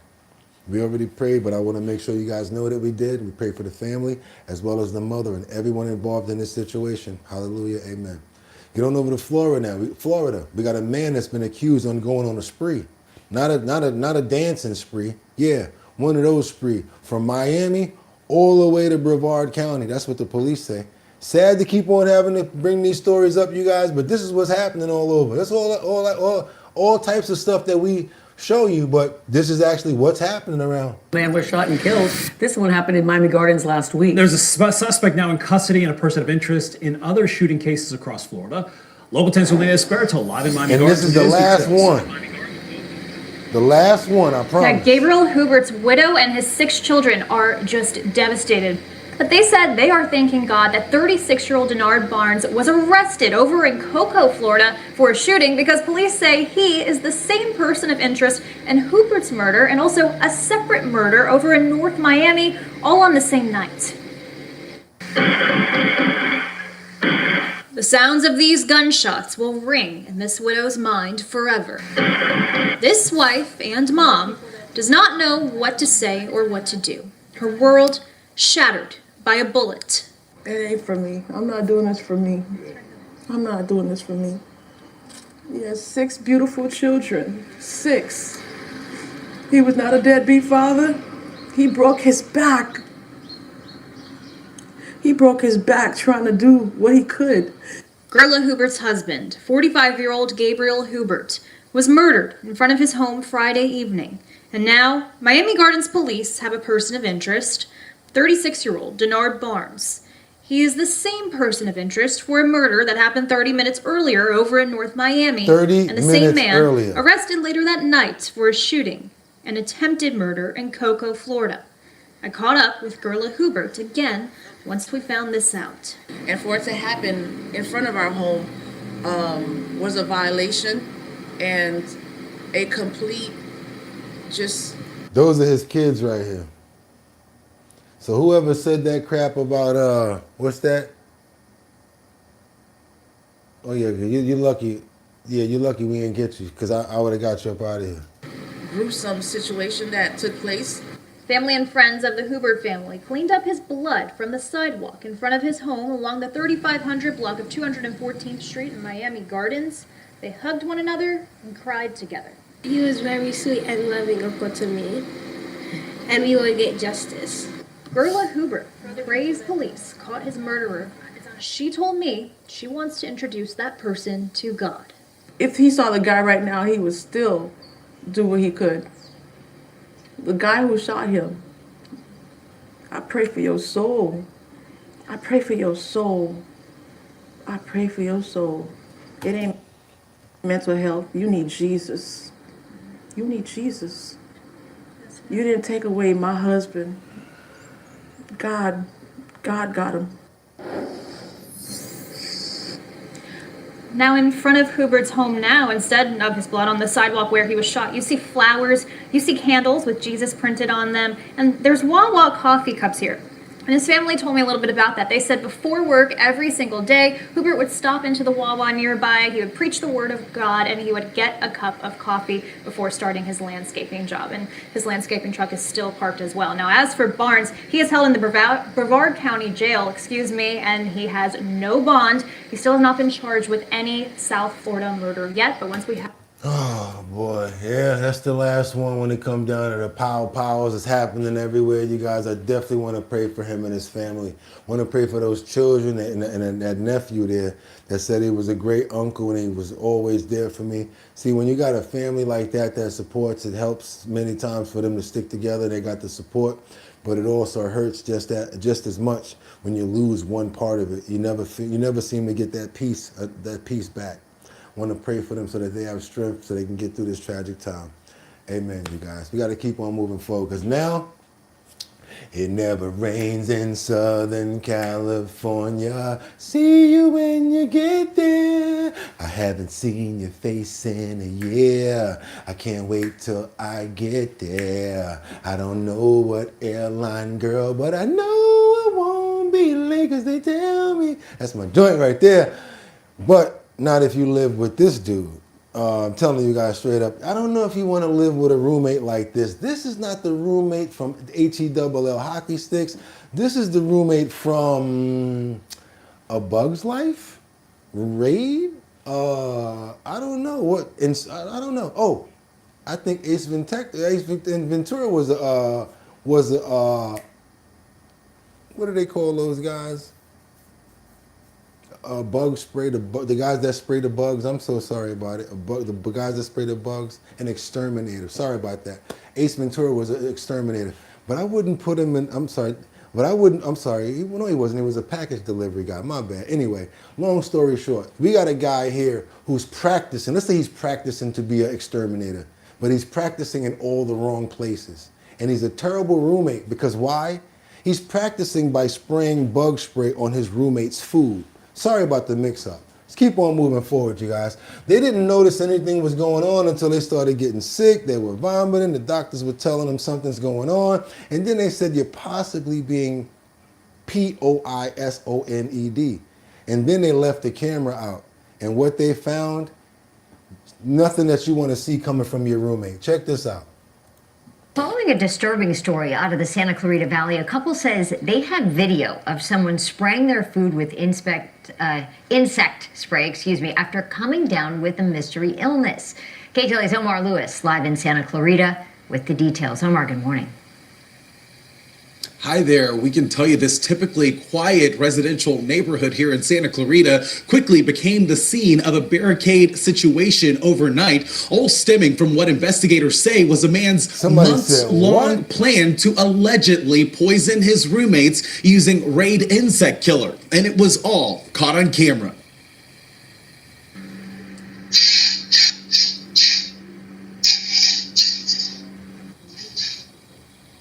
This is the surveillance video captured by the victims, a couple who lives with the suspect. Watch closely here as investigators say this footage shows the man on 2 separate occasions spraying what appears to be Raid insect killer directly onto the couple's food and groceries while wearing a mask. The first incident was recorded back on October 10th, the second on December 20th of last year. The couple says they had no idea until now. Over those months, both developed serious and unexplained health problems. Their doctors told them their symptoms included liver and heart complications were consistent with possible poisoning. Now that was a good joke. I gotta give it to you. Somebody said it sounds like they need a SWAT team. That was a good one. I gotta give you that. Do your boy a favor, double tap that screen. Let's get those likes up. Come on now. Yesterday I told you guys, if we get over 500 likes, I'm gonna be sending out merch. Again, only one person went into the comments and sent their address, and your merch has already been sent out. We're gonna try this again. If we can get over 500 likes, you guys, we're gonna be sending out 3 of the Our Bottom Line family keychains right there. You guys see that right there? I'm sorry. Let me spin that around so you guys can see what it looks like. Our Bottom Line, that's the keychain right there. I'll send out 3 of those. And I'll also send out 3 Our Bottom Line decals. This way you can represent with us, have this on your keychain, or if you want to rock out with us on Purple Sunday, just have something purple to represent with. That's right. Put it on your laptop, whatever like that. That's right, you guys. 3 and 3 if we can get those likes up over 500. Let's see what we do. Also, the email address is the same one that's in the link in the description. Don't ask me, oh, where do I send my address to? bridgethisllc@gmail.com. bridgethisllc@gmail.com. That's bridge, like the Brooklyn Bridge. This, not that, but this, llc@gmail.com. Also, do your boy a favor. Can we get those likes up? I'd appreciate it. Come on, y'all, let's go.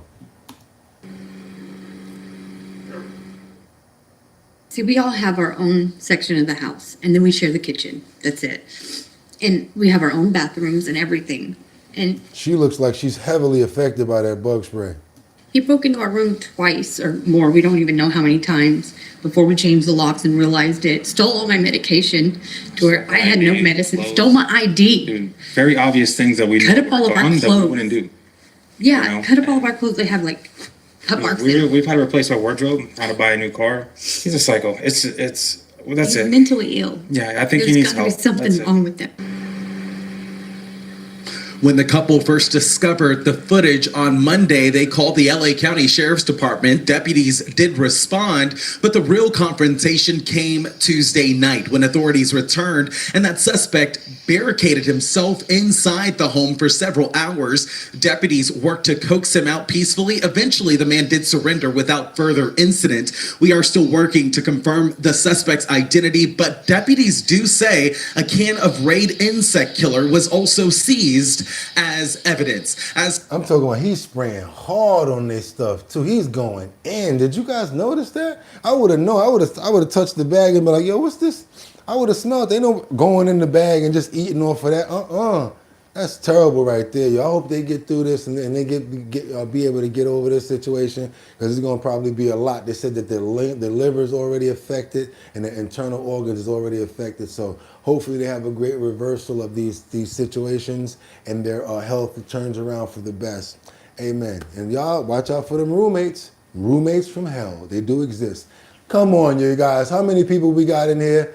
Come on, let's get those likes up. I know you guys appreciate the content we got going on over here. Let's keep on moving forward because we got another follow-up story right now. You guys remember when Don Lemon called himself going inside the church and talking and guess what, breaking into the church? Yeah, Don Lemon. Now he's been sued for emotional distress for the protests where he disrupted the church service. Let's get on over here to Maria and see what she's got for us on the topic. Let's go, you guys. Let's get it.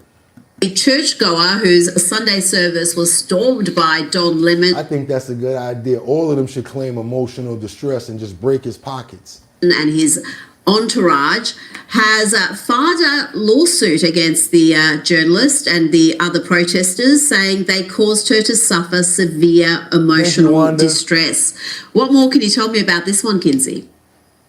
Well, we're going to have to wait and see what happens here, obviously. But the woman claims Don acted with a group of protesters and that one protester admitted on social media to assisting Don with logistics and local contacts in support of the operation. So that means you did have part of this, Don. You can't say it was just, you just popped up and you just noticed what was going on. Yeah. According to the papers, Don appeared to take satisfaction in the disruption as he live streamed the event. I feel like we could see that for ourselves, but he won't be taking satisfaction if he has to declare bankruptcy over this drama. Hopefully it makes him, take more accountability of his actions going forward. Well, in the aftermath, before he was charged, he was talking about how anyone who was objecting to his behaviour was obviously entitled and a white supremacist. I mean, some of his rationalizations were quite extraordinary, and he's been loving the attention ever since. He's been painting himself as a victim, pretending like he's been persecuted by the Trump administration. Yeah, like when he came out and they was clapping for him, he's like, oh no, let me come out again and all of that. Like, dude, you went and disrupted a church service and you acting like that's big. That goes to show you they'll glorify anything that makes absolutely no sense. And you should be prosecuted for that because it's a law that goes against that. You should not be disrupting any sort of religious prayers or any collective religious situations at all. I don't know the exact terminologies, but I know you shouldn't be doing that. Let's keep on moving forward. We got to get on over to Florida right now. And who is Chris Delgado? Goliath, Vintage CEO, arrested for federal charges yesterday. Remember, guys, the one that was on the Ponzi scheme for $238 million. Out on bail right now with an ankle bracelet on. And he's got everybody's money. They don't know when they're going to get it back, but they're trying. Come on, Chris. Let's see what's going on with this, Chris. Let's go. It's a $300 million crypto con. This damage left behind by this accused scammer has left a trail of broken dreams all across Central Florida. The feds say Chris Delgado lived a double life. He portrayed himself as a high-flying businessman visiting the White House and even rubbing elbows with celebrities. But investigators say that success... Look out for that con. Oh, I know this celebrity. I know that person. Hell with that. Let me see your books. ...was nothing more than a facade. Fox 35's Matt Trezor spoke to one woman who watched her retirement savings vanish overnight. Damn. We're two intelligent people, and we got conned. We're both over 65. I'm a breast cancer survivor, and my husband's a U.S. veteran. And they conned us. Tamara Stone says she lost $85,000 of savings. She thought placing her money into a new crypto investment firm would be a sound move in retirement. This is the contract she signed with Goliath Ventures in 2024. Tamara says she ended up handing them $85,000 with the promise of a big return. You know, he was talking about crypto and Bitcoin mining and liquidity pools and how they would help companies, buy and sell it. But Stone admits she really didn't understand how it worked, and she hasn't seen a dime of it since, and neither has many others.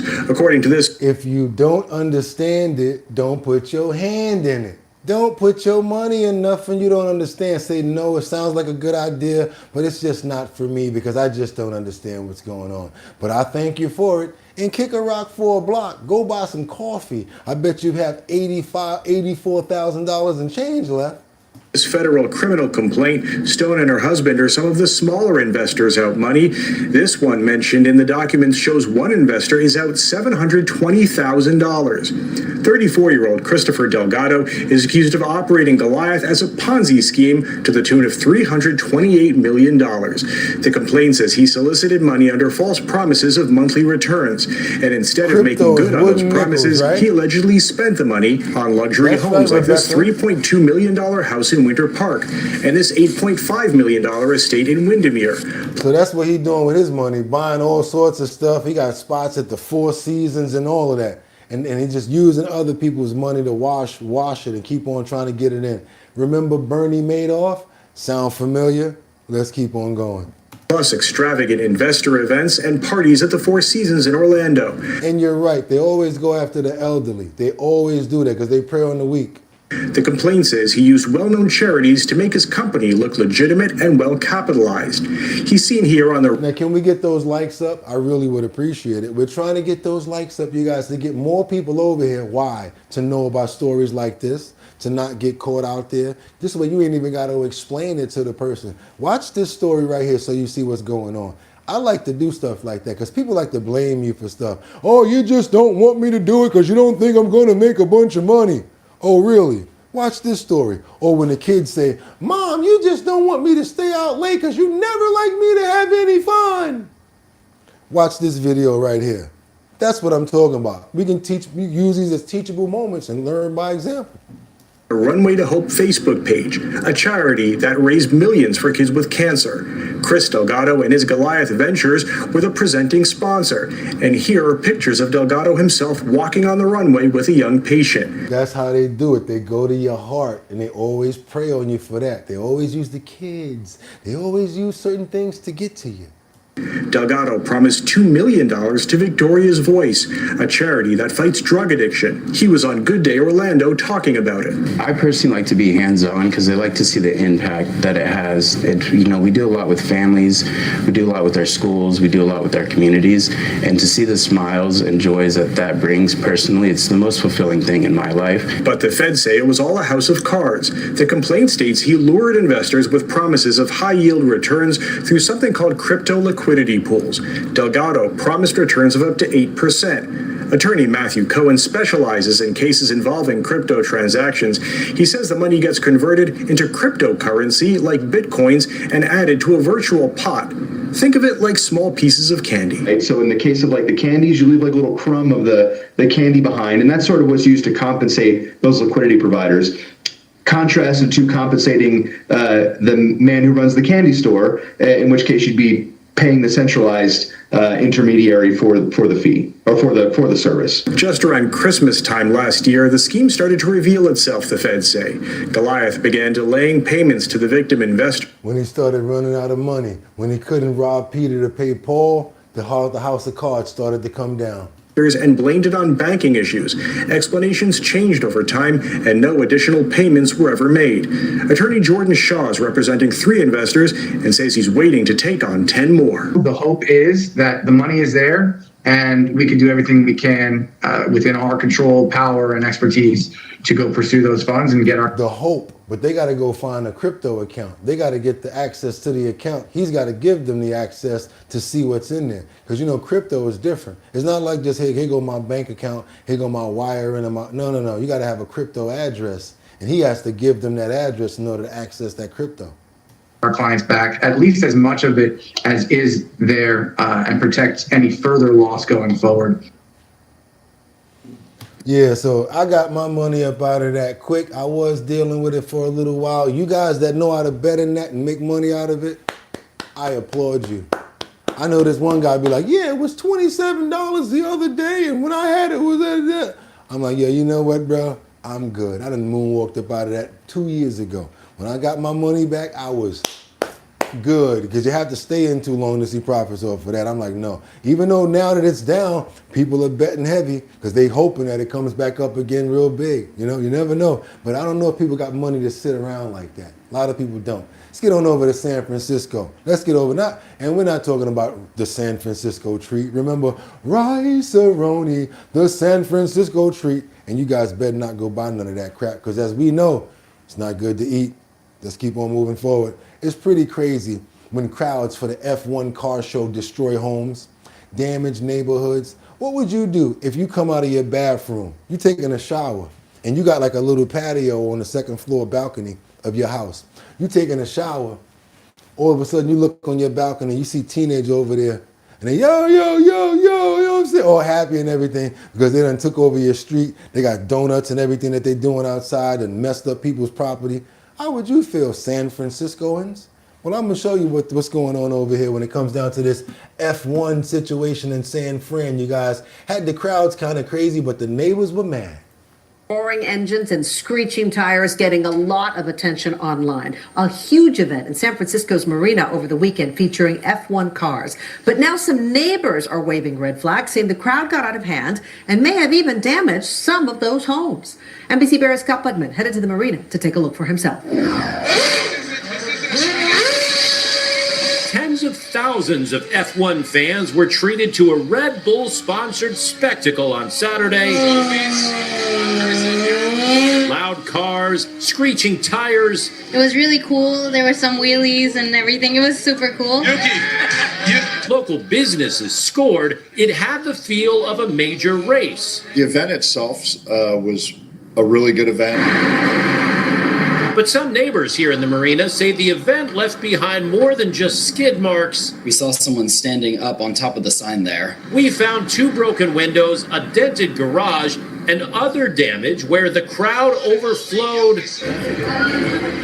They in people's trees. Look, this is like you come outside and there's people in your trees. What you gonna do? Somebody in your trees, what you gonna do? Thank you so much, Shannon Hansen 2080 for the $25 super chat. Everybody, thanks Shannon, and thank you for another great week in morning shows. I hope everyone is doing the best that you can with whatever your circumstances. Love and blessings to all. Thank you so much, Shannon. I appreciate you. And Shannon, how about sending me your address so I could send you an Our Bottom Line keychain and decal? My email address is bridgethisllc@gmail.com. Thank you. Let's go.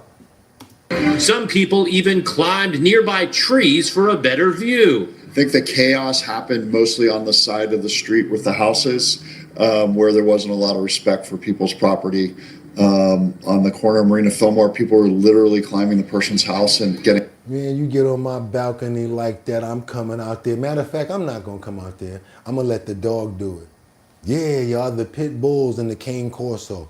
Open the door, get them, hook out. They're going to jump straight off. And it's on y'all how y'all land, because how the hell y'all get up in here in the first place. Let's keep on going. Up on my property like this, standing on my, okay, yeah. Getting up onto their balconies. We don't know, and authorities won't confirm, whether this damage was a direct result of the overflow crowd, but some who saw the event say things got out of hand. At a certain point, I went and walked around outside just to see the scene, and I could not see a thing behind the crowd. So I understand, why people were looking for better places to watch. Places that for some were too close for comfort. In San Francisco, Scott Budman. Yeah, things happen, and it's always like, what do they call that? Casualties. There's casualties when people have fun, and you have it happen in Miami. Every time like spring break and different things like that happen, you got people on vacation, you got kids, you got people drunk. They're having a good time, so they're not thinking about nothing. It happens. So hopefully everybody had a good time, everything got repaired, and everybody's good. Hopefully next year they get a little bit more security and a little more strict, and they'll just learn as they move forward. Let's keep going, you guys, because I think we just got 500 likes. And that means that 3 people are getting keychains, 3 people are getting decals, along with the other person who just gave us the $25 super chat, and we appreciate so much. Got to keep on moving forward. Protect yourself. This simple trick can protect you from emails. You know how sometimes you go to your email and there's so much spam? You thought that you were being good with your email address. You thought that you was not giving it out to so many people. You thought that it was, you're good with spam, you're good with sending things to certain places, but every time you go to your email, there's always something from this person or this website, this offer or this sale or some sort of pitch, right? I know it happens every time I go on my email to try to check my mail. I like to just see emails and that's it. Don't try to sell me nothing or I don't like stuff like that because it makes it harder to find the actual emails that people send you. How many people deal with so much spam emails that outweigh the messages that you get? Well, guess what? It's a way to protect yourself from that. This simple trick can protect your email. Check this out. And I never thought about this before. I'm talking about something with your email address. You ever have, matter of fact, let me let them explain it right here because they can explain it much better than I can, and I already got on top of it, and let's get it. A simple trick to protect your email address. Rich Jamiro explains in today's Rich on Tech. If you're anything like me, you probably hand out your email address like it's candy. But with spam, phishing, and data breaches galore, it might be time to rethink your privacy. Here's an easy way to add an extra layer of protection. And if you appreciate the content and the way that we go in to get you stuff like this, that's why we also ask for the like. Thank you. Even if you think you have nothing to hide, you might consider protecting your email address. It starts to reduce the noise of spam, but it also stops scam and phishing. But also when something breaks or compromised, yes, you can just destroy it. Yep. You can use an email alias, a unique random email address that forwards to your real inbox. An email alias is a proxy for your personal email address. It's great when signing up for free trials, entering contests, or anytime you don't want to hand over your real address, helping to protect your identity and keep you more anonymous online. There are several easy ways to create one. If you pay for iCloud, go to Settings, tap your name, then iCloud. Tap Hide My Email to generate one instantly. Come on now. My people want to see how they do that again. We the functional type over here. Don't just be telling us and trying to move all fast. I seen you pressed on your name, and what else did you do? Meaning we already got that in our phone and we ain't know. Right, y'all? Come on, let's do that again. And if you appreciate it, double tap the screen because we want that. Don't give everybody an email address. Use the proxy. Come on, let's go. For iCloud, go to Settings, tap your name, then iCloud. Tap Hide My Email to generate one instantly. DuckDuckGo offers a free option called Email Protection. It lets you create unlimited aliases, but you'll need to use the DuckDuckGo browser or Chrome extension. With Gmail, you can simply add a plus sign after your username. So anybody something can like use it. It's for your email, Teddy. shopping@gmail.com. That's going to be great for filtering. It's for your email, Teddy. It's not. It don't matter if you don't. It don't matter if you got iCloud. It don't matter. You can still. There's probably another way that they got to do it. That's what I'm saying. I understand what you're saying. Like, what's the procedure? I don't know. You're right about that. I don't know the procedure for Android. Shopping at Gmail, you can simply add. DuckDuckGo offers a free option called Email Protection.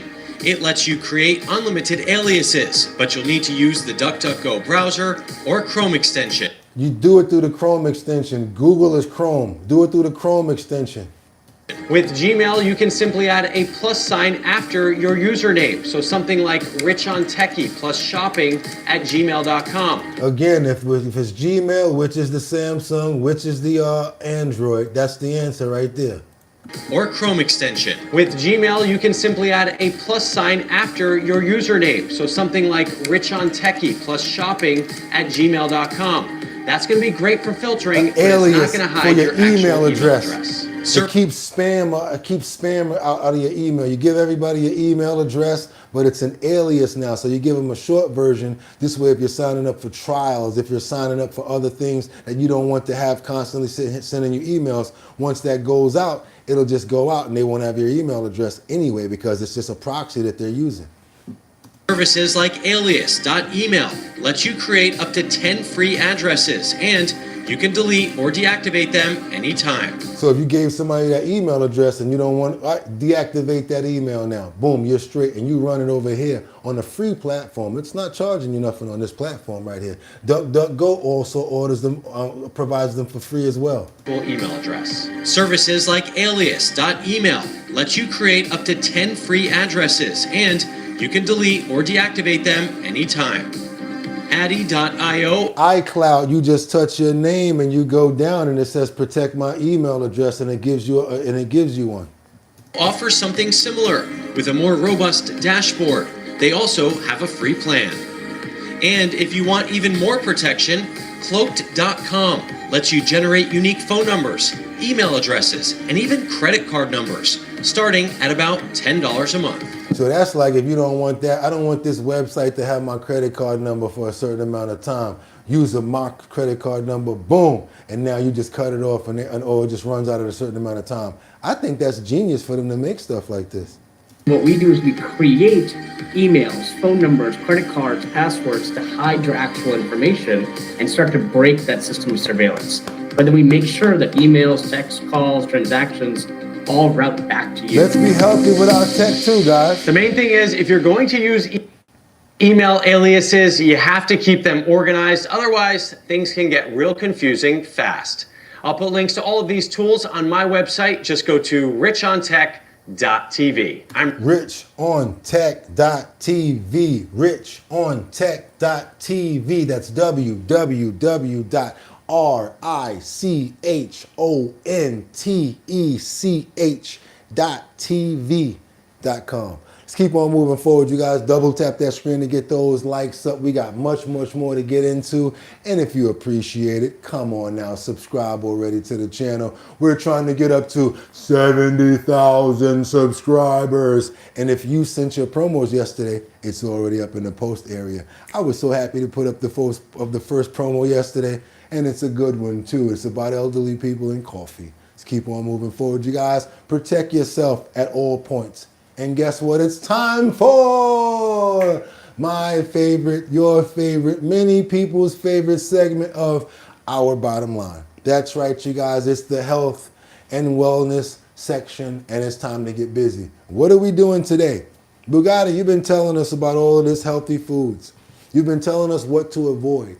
You've been telling us what foods to avoid and what foods to buy. We've also got up on nutritional foods and what the values are. What's inside of the processed foods, and the fact that we should be growing our own foods, right? And then we went into a little areas of, oh, just because you think that you don't have enough space does not mean that you can't still grow your own certain fruits, vegetables, as well as plants. Guess what?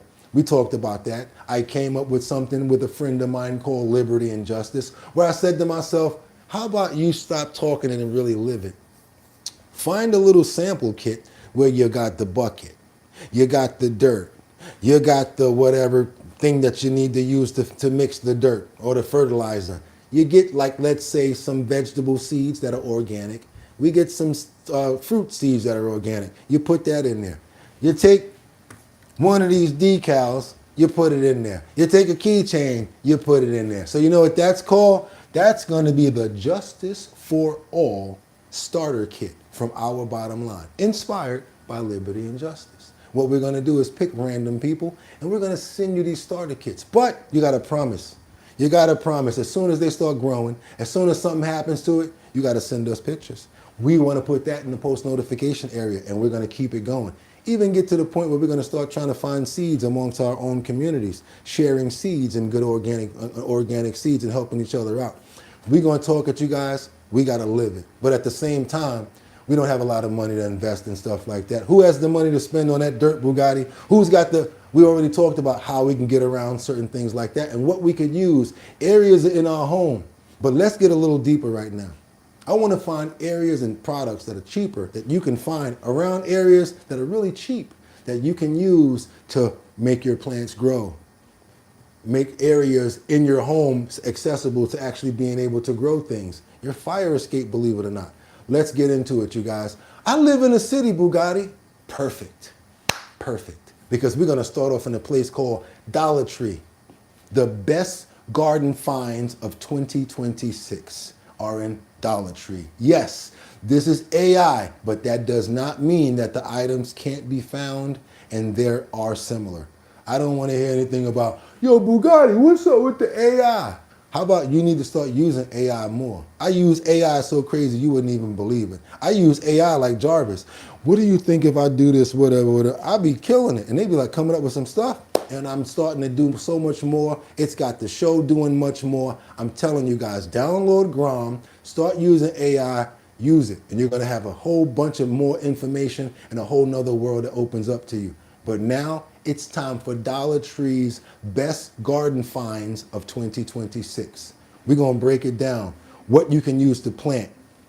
What you're going to use for containers. Mesh. Hula hoops. And much, much more. It's time to get into it, you guys. Let's go. And yes, the link for the video is in the description. Timestamps are in the links in the description. Let's get it going, you guys. We're going to have to start talking it and living it if we're going to be eating it. And again, it's AI. I don't want to hear about it because I don't care. This person was smart for making this. Don't get mad at him for making it AI. Thank him for the fact that it is AI and he made it for us. Listen, I need you to put down whatever you're holding right now because what I'm about to share with you is going to change the way you shop at Dollar Tree forever. And I'm willing to bet that 90% of you have been walking right past these items for years without realizing they're absolute gold mines for your garden. Here's what nobody's telling you. The garden aisle at Dollar Tree, that's amateur hour. The real treasures, the ones that'll save your knees, your back, and your wallet, are hiding in the pet aisle, the kitchen section, even the toy department. Sounds crazy, right? Well, stick with me because in the next 15 minutes I'm going to show you exactly how people half your age are spending 10 times more money to get results you can achieve for $1.25. Welcome to Ageless Gardeners, where we prove that experience beats expensive every single time. I'm going to walk you through 10 unconventional Dollar Tree finds that'll make your gardening easier, cheaper, and way more efficient. And here's my challenge to you. Right now, before we go any further, drop a comment and tell me the strangest thing you've ever used in your garden that those large pet treat. Walk with me to the pet aisle. I know what you're thinking, but trust me on this. Those large pet treat canisters, the ones that are 7 to 8 inches wide, are absolutely perfect for plants like snake plants and other statement greenery that needs room to spread out. And here's the kicker. They're already designed with bottoms that make drainage simple. No drilling, no fuss, no standing there with a power tool wondering if you're about to crack the whole thing. At $1.25, you're getting what garden centers charge $15 to $20 for. And before you say, but they look like pet containers, hold on. Grab some paint, some rope, or even decorative tape from the craft aisle, and in 10 minutes you've got custom planters that look like they came from one of those fancy boutique garden shops. Line them up on your porch. And I promise you, your neighbors will ask where you bought them. Here's what I love most about this. When you're in your 50s and beyond, you don't have time or energy for complicated projects. This is grab it. Customize it if you want. Plant it, done. Simple. Effective. I don't think it needs to be pretty if we're planting vegetables in it. And your back will thank you for not lugging around those heavy ceramic pots. Have any of you tried this yet? Drop a comment and let me know, because I want to see your creative paint jobs. Item number 2. I like this. The vegetable container that waters your plants for you. Alright, here's where it gets really interesting. Head to the kitchen aisle and look for those vegetable storage containers, the ones with the removable baskets inside. Now most people use these for keeping lettuce crisp, but we're about to turn them into self-watering systems that'll keep your plants happy even when you forget to water them. And let's be honest, at our age, we've got enough to remember without adding daily watering to the list. Here's how it works. That removable basket creates a false bottom. Fill the bottom with water, set the basket on top with your plant in it, and boom, the roots can drink whenever they need to without sitting in soggy soil. It's basically a $20 self-watering planter for $1.25. This is perfect for plants like pothos or Hoyas that like consistent moisture but hate wet feet. And here's the part that'll really make sense to you. Because that basket lifts out, checking on your roots and cleaning the container is actually easy. No fighting with complicated systems. No wondering what's happening down there. Just lift, look, and you're done. An entire raised bed system for under $30. Item number 3. Wire waste baskets that protect your plants better than expensive cloche. Never thought about this. If you got a garden outside, they got these the cheap wire mesh garbage cans at the Dollar Tree. Cover your crop with them, and now the birds are landing on that instead of eating your plants, your vegetation. Here's something that's going to sound completely backwards until you see it in action. Those wire mesh waste baskets in the office supply aisle, the ones that cost $1, make better plant protectors than those fancy glass cloches that run $25 or more. I know, it sounds ridiculous. But hear me out. These wire baskets are perfect for covering seedlings and young plants. I think it looked good too. I wouldn't even care if people come in, yo, you got garbage can? Yeah, but look how dope they look, especially that's before right there. And then they circle it and pull it up a little bit. They cone it out, and it don't even look like a garbage can no more. I mean, a waste basket no more. They keep out rabbits, squirrels, and other critters while still letting in light, air, and rain. Unlike glass cloches that can overheat your plants or blow away in wind, these stay put and breathe. You want to see another way to use a hula hoop? Check this out. No rust, no rot, just reliable protection whenever Smart, you need right? it. Have you been wasting money on expensive cloches? Be honest in the comments. Because I definitely did before I figured this out. Item number 4, the hula hoop hack. That'll make you look like a genius. Now this one. This one is going to make you laugh until you try it. Then you're going to wonder why nobody told you about it sooner. Grab a few hula hoops from the toy aisle. Yes, hula hoops. Cut them open at the glue joint, bend them into arches, and suddenly, you've got the framework for season extension tunnels that would normally cost you $50 to $100 to build properly. Professional garden. Come on now, who gonna think of opening up a hula hoop and doing this? Come on, y'all, give your boy his props. I'm telling you, this is straight blessing. This is not me. I'd be like, God, please let me get something good for them. I want to really give them good content, please. And look what he'd be like, phew. Don't worry about the AI. And I didn't listen to the AI. I don't care about it being AI because look what we getting out of it. Gold. Let's go. Hoops run $3 to $5 each, minimum. These are $1.25, and they work exactly the same way. Space them every 2 feet along a garden bed, drape frost cloth or plastic sheeting over them, and you've just extended your growing season by weeks, maybe months, depending on your climate. For anyone dealing with unpredictable spring weather or early fall frosts, this is an absolute game changer. Change things up whenever you want without throwing money away. Item number 5, shoe organizers that solve the small space problem. Shoe organizers. If you're dealing with limited space, a balcony, a small patio, or you just want to grow more in less area, listen up. And it looks nice on the patio, right? Tell the truth. And people come over to your house and be like, yo, this fool got cherry tomatoes growing off the wall up here. Stop it. Come on, y'all. Because this next hack is specifically for you. Those polypropylene shoe organizers from the storage aisle are about to become your new best friend. And I'm not talking about the cheap plastic ones. The link to the video, this same video, is in the description. All of the timestamps are in the link in the description. And I'll do it even if you want me to. Dollar Tree's best garden finds for 2026. I said Dollar Tree's best garden finds for 2026. And the name of to subscribe to, because that's what you should be doing when you go over to their page because they're giving you this information. You want to go to Ageless Gardeners. That is Ageless. We don't have an age. Ageless, Ageless,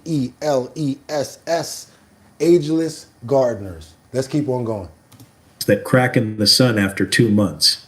I'm talking about the fabric ones made from the same material as landscape fabric and quality reusable bags. All at Dollar Hang one Tree, of these yes. on a wall, a fence, or a railing, and suddenly you've got 12 to 24 pockets ready for herbs. Now I see lettuce up there, I see kale, I see basil, because we've been doing this for a while. I see the strawberries. Like, why we could do this, right? Like, come on now. What I'm going to do, I'm going to tell y'all straight up and down, I'm going to go get a bunch of these. I got a new stencil coming. I'm going to put the stencil on it with the Our Bottom Line, and then I'm going to start sending those out to y'all. Yeah, we're going to get those sent out. We're going to get those going. Yeah, we're going to have some fun with this. It's going to be fun. Let's keep going, y'all. Let's go. Strawberries, lettuce, whatever you want to grow vertically. This is perfect for renters who can't install permanent planters, or for anyone who's tired of bending over ground level beds. At our age, bringing the garden up to a comfortable height isn't just convenient, it's necessary if you want to keep gardening without pain. Keep on going. Gardeners who need these budget-friendly solutions. And honestly, I love seeing which ideas resonate with you. Item number 6. Pool noodles that do double duty. Here's a perfect example of something that seems too simple to actually work. Don't want to get those, yeah. But trust me, it absolutely does. Pool noodles from the seasonal aisle aren't just for swimming. Dollar Tree, Cut them into discs about an inch thick and place them under your pots to create risers that improve drainage and protect your surfaces from water damage. This solves multiple problems at once. Wait a minute, we got somebody that says anyone in South Texas want to trade non-GMO seeds. and I have lots. My seeds will also grow in LA and Hawaii. Okay. First, it prevents water from pooling under pots, which means healthier roots and less risk of rot. Second, it protects decks, patios, and balcony floors from staining and water damage. Third, those same foam discs double as kneeling pads when you need to get down to ground level for planting or weeding. At $1.25 for a noodle that'll make a dozen rise. That squirrel, the squirrels might be able to be you might be able to use that waste basket thing for the squirrels. I'm not sure, but you may be able to use the waste baskets. You're spending pennies per pot. Compare that to buying individual pot risers at garden centers for $5 to $10 each, and you can see why this matters, especially if you've got 20 or 30 containers. The savings add up fast. Plus, foam won't rot like wood. Let's keep on going. Y'all ain't gonna believe this one, because y'all got this in the house right now, but y'all keep on throwing them away.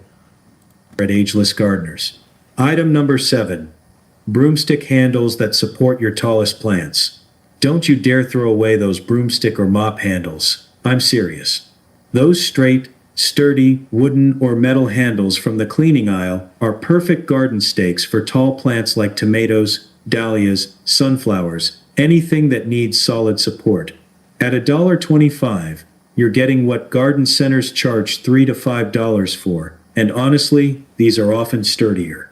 Here's what makes them especially useful. You can cut them to any height you need, paint them if you want them decorative, even mark them with tape or labels to keep track of what variety you planted where. Right. They're lightweight enough to move easily, but strong enough to support heavy fruit-loaded tomato plants through a whole season.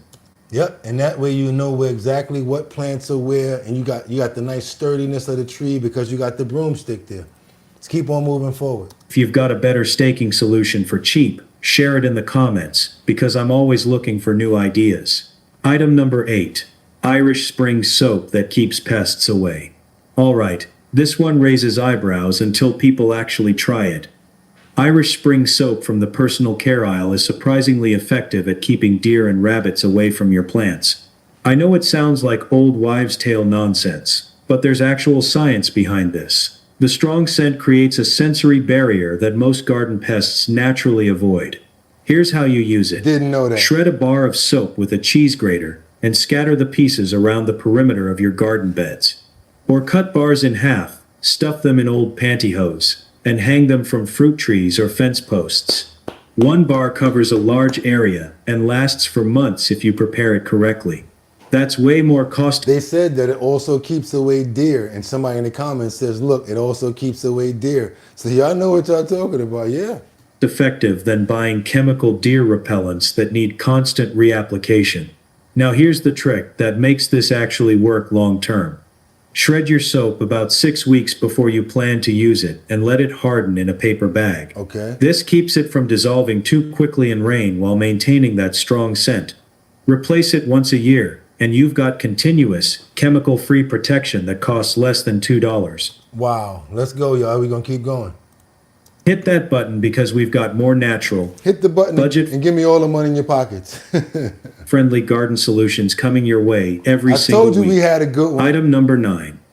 Solar lights plus broomsticks. They're cheap. Equal instant ambiance. Here's a combination that's absolutely brilliant.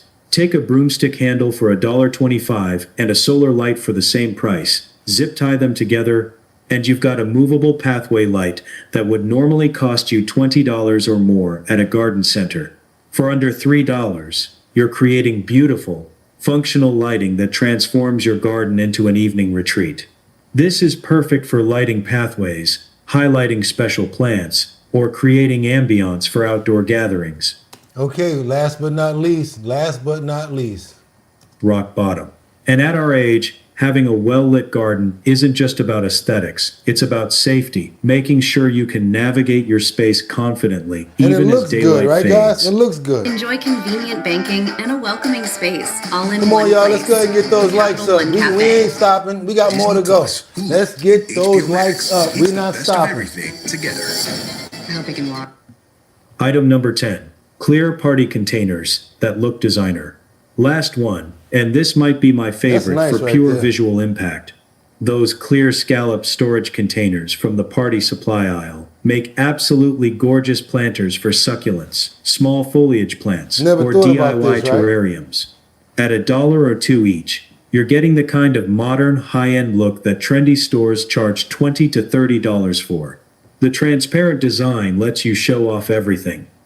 Layered soil, decorative pebbles, colorful moss, even the root systems if you're into that. And if you really want to go there, don't even use those. Get yourself some aloe. Use certain things that you can actually use and to keep growing and help you out. Aloe vera. Use all different types of stuff that you actually can use in medicinal form. Thank you so much. I really appreciate that, Rebecca Lanya and Bueno. Thank you so much, so much, Rebecca. I appreciate you so much. And everybody, thank Rebecca for the $4.99 super chat. Thank you. It creates depth and visual interest that you just can't get I like that with one. traditional opaque pots. Arrange several along a windowsill or patio table, and suddenly you've got an intentional, curated display that looks professionally designed. That's right, you guys. Again, Dollar Tree Best Garden Finds for 2026, Ageless Gardeners. And this is not just for Dollar Tree. This is for anywhere that we go. Now we can flip ideas and be like, wait a minute, how can I use this idea? That's how my dad taught me. He said, you see that screwdriver right there? It is 5 tools. And I'm looking at him like, Daddy, this is a flathead screwdriver. He said, no, it's not. He said that is a paint scraper. If you don't have a paint scraper, it's just gonna take you a little longer. It is also a Phillips head screwdriver if you use it from the edge. It is also a hammer if you turn it around. I'm like, he said, yeah, think outside the box. It's a tool. Use it as a tool. I'm like, okay, Daddy. So that's how I think, you guys. I always try to make sure that I'm getting the most out of every single thing that I'm doing, because there's always another way to work with something. Think like that. Let's keep it moving forward, you guys. Double tap that screen to get those likes up. Somebody said aloe, basil, parsley, and mint. That's right, you guys. You want some good laughs and a good vibe daily at 6 o'clock in the morning? Come on in. The political parties, all welcome. We watch all news and listen to all views. All right, 100, get your coffee. Happy Friday. That's coming from one of our main people right there, my co-host, Liberty and Justice. And she don't play. Stop playing. Let's keep on moving forward, you guys. We got to get on over to Houston. Caught on camera. Whataburger. In Texas, they call it Whataburger. Hey, Bugatti.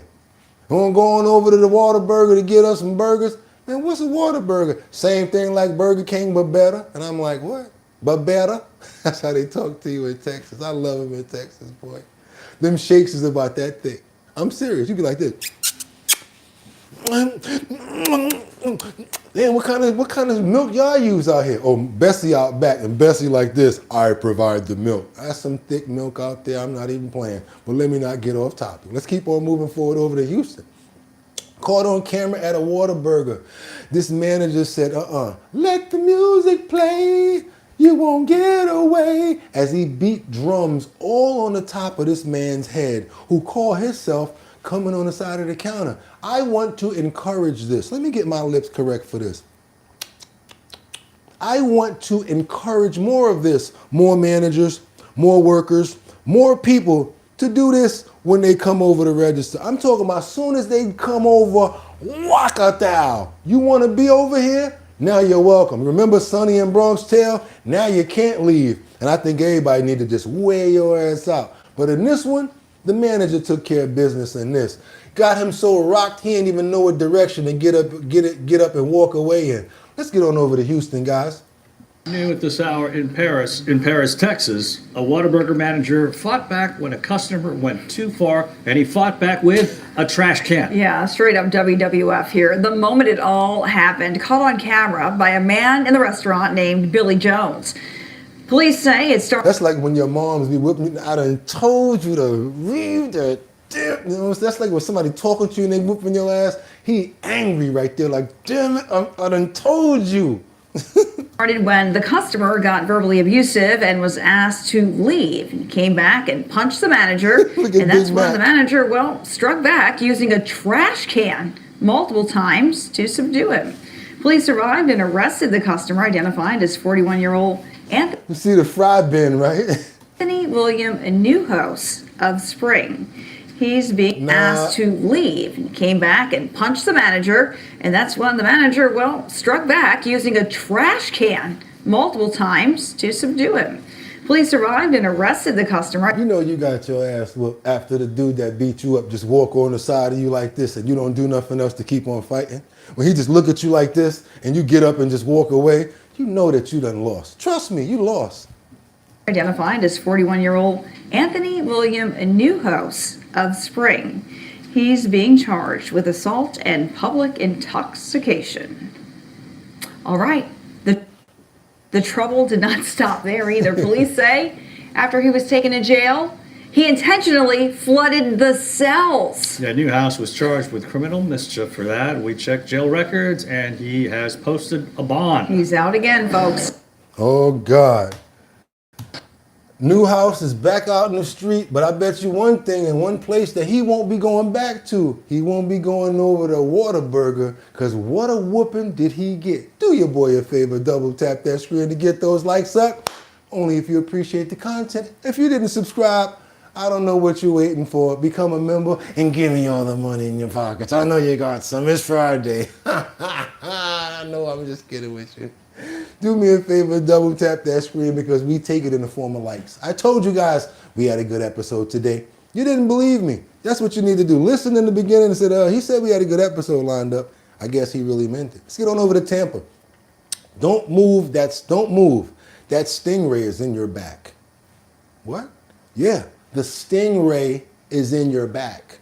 The same way, God bless the dead who's not here anymore, the animal, the crocodile hunter, lost his life from a big stingray. Tampa, lady went to lay back in the sand or the water, and all of a sudden when she got back up, her boyfriend said, don't move.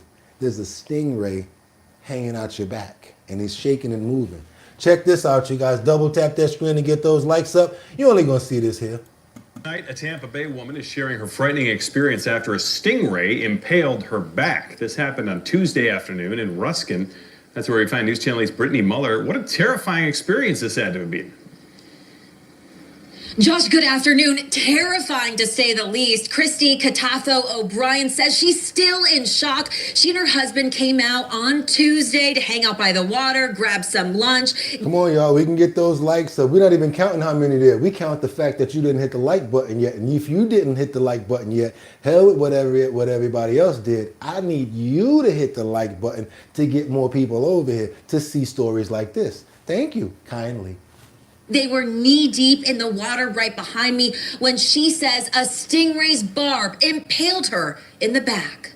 Christy Catafo O'Brien and her husband were enjoying this beautiful beach at Little Harbor on Tuesday when she leaned back into the water to cool off. I felt like something sting me like right away. Like I felt like it was a jellyfish maybe or something, but it was super, super painful. That pain coming from this stingray that impaled Catafo O'Brien in the back.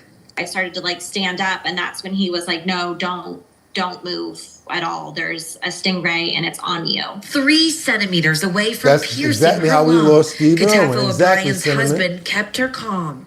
When I like tried to stand up, obviously the stingray was like moving and flopping around, and anytime like a wave or anything like moved the barb was like, I'd feel the barb like just jabbing into my back. 911 was called. Catafo O'Brien says it took 45 minutes for first responders to arrive. She was then rushed to the hospital. She's now on medication to fight off the stingray's venom and any potential infection. That lady is lucky to be alive. Do you see how big that stingray is? And they had to cut it and still got more to get out.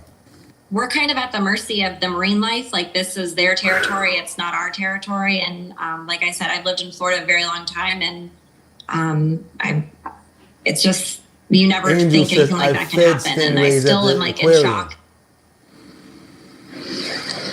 Catafo O'Brien's family set up a GoFundMe to help cover her medical expenses while she's in recovery and out of work. If you would like to help contribute, you can find that link on our WFLA.com website link. For now, reporting live in Ruskin, Brittany Muller, 8 on your side. Woo, God bless her. I'm so happy that she was able to be saved. And that venom, I want to make sure that it gets all out of her. And Lord, there's no way that we can look out for ourselves like this. We never know when something like this is going to happen. But we really appreciate and love you when you're there to protect us. And we know that that was only you that protected her in this instance right here. So we want to thank you for when you show up and we don't even say nothing.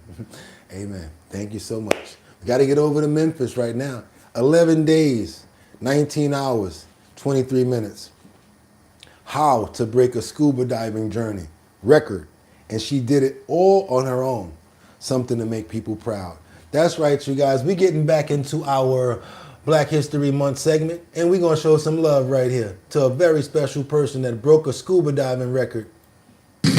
Most watched in the Mid-South, this is Fox 13 News.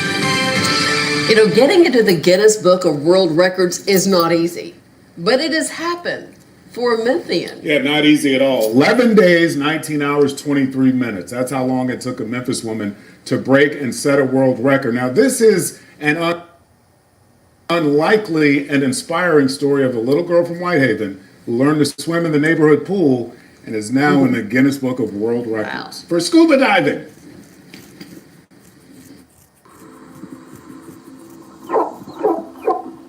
This is one whale of a story. I was just praying my GoPro was on. I was like, Lord, please let this camera be on so I can get all of this footage. Getting footage like this is something Karanda Dawson, who grew up in Whitehaven, never imagined as a child. Dawson, a single mother of two, is a world record-holding scuba diver unbothered by the whales. The sharks don't bother her either. You go in the ocean, you don't touch things, you don't take anything. All you're there to do is observe. So sharks go about their shark business. Really? Is that a thing? Sharks go about their business? They do, right? Because most of the time in dive locations, sharks are accustomed to people being there diving. Dawson started scuba diving in 2010. The painful setback of a messy divorce setting the stage for a major comeback through watery adventures. She was looking for something to occupy her time. Now this is the nitty-gritty of scuba diving. Yes, scuba stands for self-contained underwater breathing apparatuses. And the dive shop here in East Memphis started occupying a lot of her time. So this is kind of where it all started. This is exactly where it all started. You know, I started with a Groupon. I came here for an intro scuba class, which basically gives you kind of the motorics of what's going to... Started with a Groupon, and now she got a Guinness Book of World Record. happen. Then you still have to make the decision to go ahead and get enrolled. She's been associated with this dive center forever, and we are the third oldest dive shop in the U.S. She's just always been a fixture. And over the years, she went from novice diver to certified dive master, eventually becoming the first Black woman to dive all 5 oceans in 2024.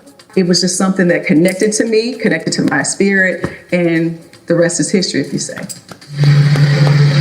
But Dawson wasn't done there. In 2025, she set out to break the world record for diving all 7 continents in less than 19 days. This is April 1st, dive number 1. Dawson prepares to dive into the frigid waters of Whalers Bay in Antarctica. Go! And over the next 2 weeks, she would take trains, planes, and automobiles to Rio, Portugal, Morocco, Dubai, Sydney, and finally to Los Angeles. When it was finally over on April 13th, she had shattered the old record by 6 days. I said Black history. If anybody see her muscles, that's what y'all talking about, like the fitness. Do you guys see this situation over here? She is buffed, yo. As the first African-American female to dive every ocean. And then I went the same year, within 320 days, I went back around the world again. I got certified, to be the but I don't think I ever went again. To dive from every continent. That's pretty impressive. That's pretty impressive. It was a wild ride. It was a wild ride. Yeah, y'all, that's right. That's from our Black History segment for this month, and we want to just show love, and we want to make sure that we're supporting the people and everybody, black, white, Spanish, Jamaican, Jewish, no matter where you're from. If you got a certain specialty that we see here and we want to shine some light on it, we definitely want to show it because we like to share it with everybody. That's right, you guys. We got to get on over one more time to New York, and if I can make it there, I'll make it. Bum, bum. Anywhere, it's up to you. New York, New York. The situation here is this snowplow has no mercy. I'm going to tell you like this. We are hopeful and we're praying to God that there's no more snow. This one man right here, it's a very small clip about that big. But I get out there and I do the same kind of work that he does. I just saw the anger. I saw the frustration when he just got finished shoveling everything out, and here comes the snowplow. Just put everything right back. I'm talking about crushes your world. You just take the shovel and you just say, fuck it, I'm tired of it. Because you just get tired of the snow. So we're asking, please, can this be the end of it? Even myself, we make pretty good money off of it. But all money ain't good money. No mas, please, no more snow. And that came from a boxing match. Don't try to say I'm mocking anybody. Let's keep on moving forward. You guys get those screens open. Let me get that as big as possible. And here we go. This is what happens in New York when you think you shoveled your car out, when you think you're good, and then here comes the sanitation truck. They're saying that the sanitation truck won't come down his street, but he keeps on dumping the snow on his block. Oh my God! What are we doing? What are we doing, eh?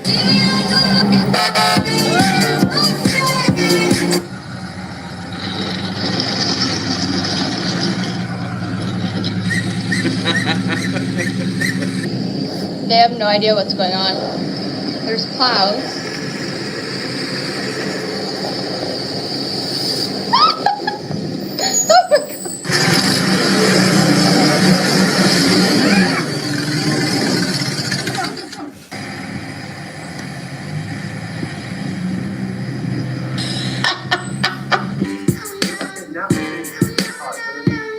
Well, there goes the mailbox. Took the mailbox out.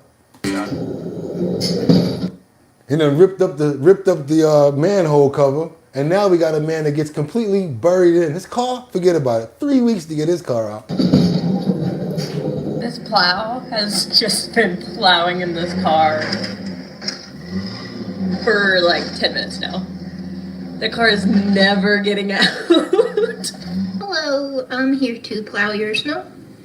And also, Yeah, you guys, that's how it was, and that's what the frustrations that people had to go through when it came down to that snow out there. I'm going to tell you, that snow was no joke, and I feel for those people out there that are still trying to shovel their cars out. Luckily, it's supposed to be going up to 65 degrees. So Mother Nature, please step in and start melting some of this stuff. We ask you. Thank you so much, you guys. Winter, have a good day. Have a blessed day, Winter. There goes your mail. Winter, have a blessed day. Whataburger, I used to call it that too. Get out from box Bugatti? No, get out. Okay, anyway, let's keep on moving forward. Don't know what you meant by that. Now we got to get on over to one segment that I want you guys to check out.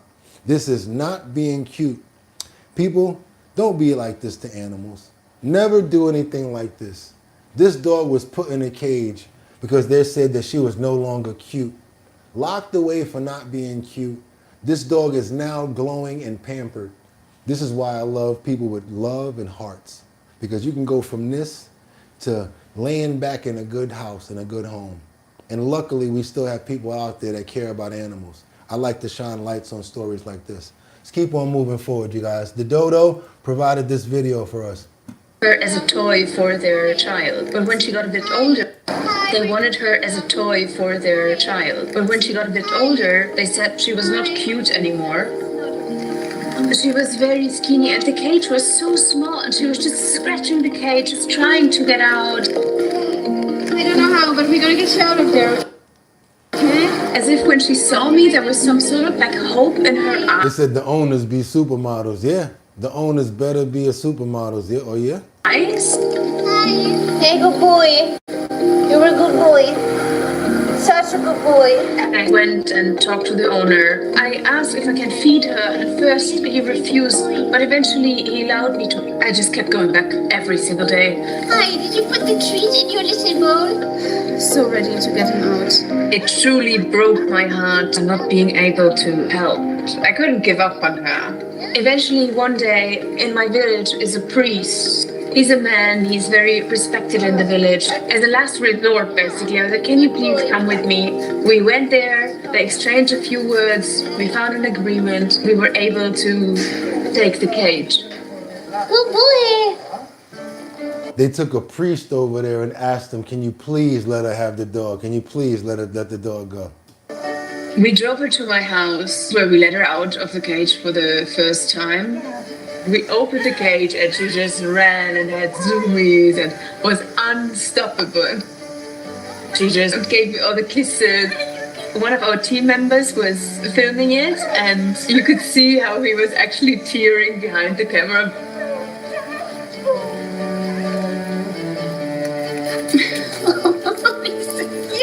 You're so cute. You're so cute. Finally free. She didn't give up on the dog. Freedom. Yay, yay, yay. I shared it on social media and a friend actually reached out and he was like, you know what, if you get her out of there, me and my wife, we can give her a home. So we drove her to the vet. There is no owner. And from there, I dropped Fellas, we ain't gonna talk about how beautiful she is, right? Okay. her at her new, well, first foster home, but relatively quickly it was clear that she's theirs. Bye-bye. They named her Hope, and Hope has such a great life. She has a movie room. Like her adopters do everything for her. She goes on trips now. She looks so happy when she's running. She looks like she's looking up so happy. So ready for her next life. As if she was waiting for this all this time.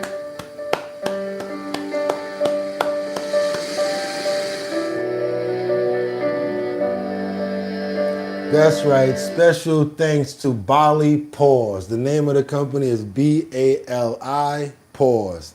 Thank you so much, Dodo, for providing that information. We love sharing that with our friends. And if you're trying to make some money, hit that link in the description. And today, you'll be able to make up to about $460 off surveys. You'll make some money and I'll make some money too. Also, you're trying to promote your business, trying to get out there, trying to get in front of more people. Well, guess what? We almost have 70,000 subscribers. But we're almost there. But guess what? If you're trying to get promoted in front of more people, all you got to do is send your promos over to us. We'll put them up in the post notification area. And guess what? We got somebody that sent one yesterday, and it's up in there right now, you guys. So check it out. Leave a comment. Let us know that you had a chance to go check out the post that's in the notifications. We have to be a community here and support each other. I'm not saying buy it. I'm not saying go and look at it, or I'm not saying go and be a part of it, but go ahead and hit a like, let people know that you went over there and you're a part of the show, because you'd want somebody to do that to your promo and your post as well. So that's right, you guys. Even if you're not interested, just go look at the post notification area and see what we have up there, because we do the same thing for you. You want to promote your business? You're trying to get more people?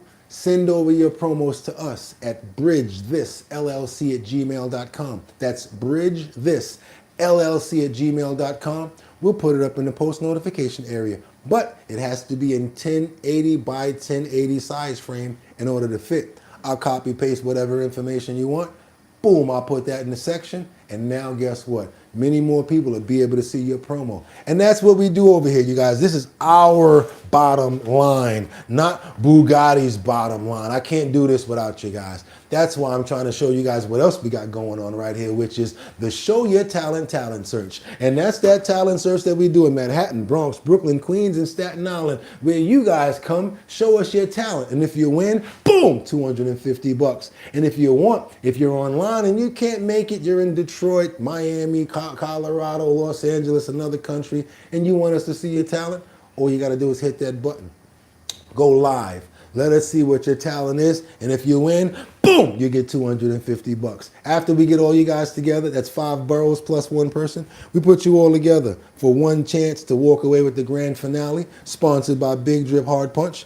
That's going to be $1,000 on top of the possible $250 that you already be done made. So that's $1,250 right there, you guys. I don't see why not. All you got to do is go over to the website, www.drinkbigdrip.com. That's 2 G's, 2 P's.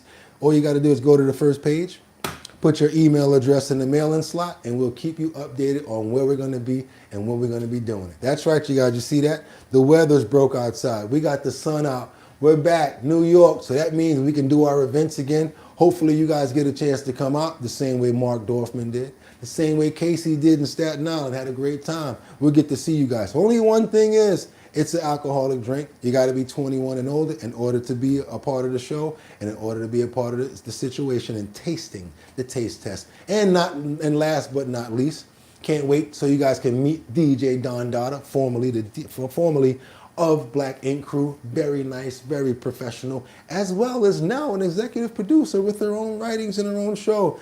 Good going, Donna. Love to see you making progress, and we support you over here at Our Bottom Line as well as Big Drip. And guess what, you guys? It's Friday. But that doesn't mean that we won't be right here tomorrow at 6 o'clock in the morning with trending topics, current events, my antics, and the #1 chat and co-hosts, family members in YouTube history, you guys. But you know what we do before we get out of here? The same way we do on the way in, we got to do it on the way out to make sure that we're good until the next time I see you. We got to get those prayers up in the air, you guys. I want to make sure that we're praying for each other and that we got each other's back. Thank you for all the love that you guys always share with the hearts coming up, because I always give it right back. Don't think I don't see it. I just can't talk all the time. I got to stay on point. Love you guys, and I appreciate you so much. We're going to pray for love. We're going to pray for motivation, understanding. We're going to pray for motivation. That's right, motivation, understanding, love, and happiness. We're going to pray for care. You see how that care and love just turn that dog's life around? Guess what? We can do that. We can do that with each other, believe it or not, and we can share it amongst each other. That's right. That's why I want to pray for Rebecca Lanyan Bueno, liberty and justice. Don't forget to send the email so that you can get your keychain. We already reached over the 500 likes, so send your mailing address to the email address so that you can get your keychain. We're going to pray for Rebecca Lanyan Bueno. That's right, lifted bod his. And who else is that?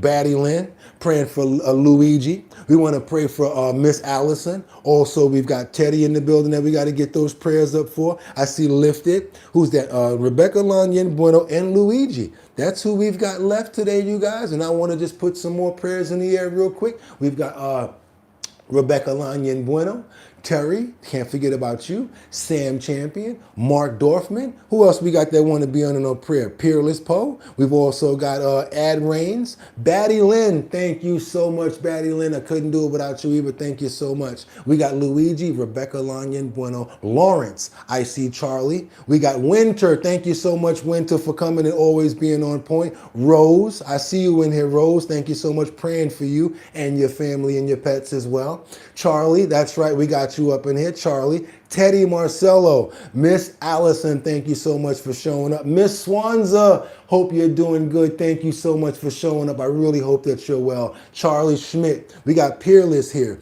Okay, y'all know what it is. It's Friday. We got to get the rest in, and we got Daniel Shelby, Charlie. We got ERL 1911. Hello, how you doing, ERL? Can't forget about you guys, and I want to just say thank you so much for showing up, because we're going to be here tomorrow to do the same thing. Stay healthy until then. Amen. And guess what?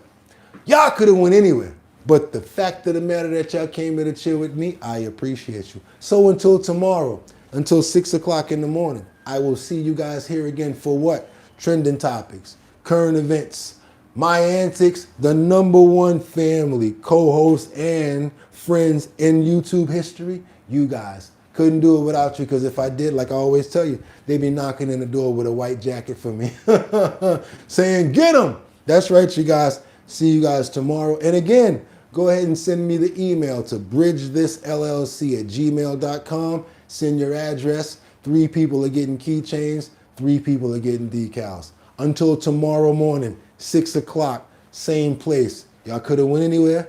Fact of the matter that you came here to chill with me, I appreciate you. So until tomorrow, get 'em.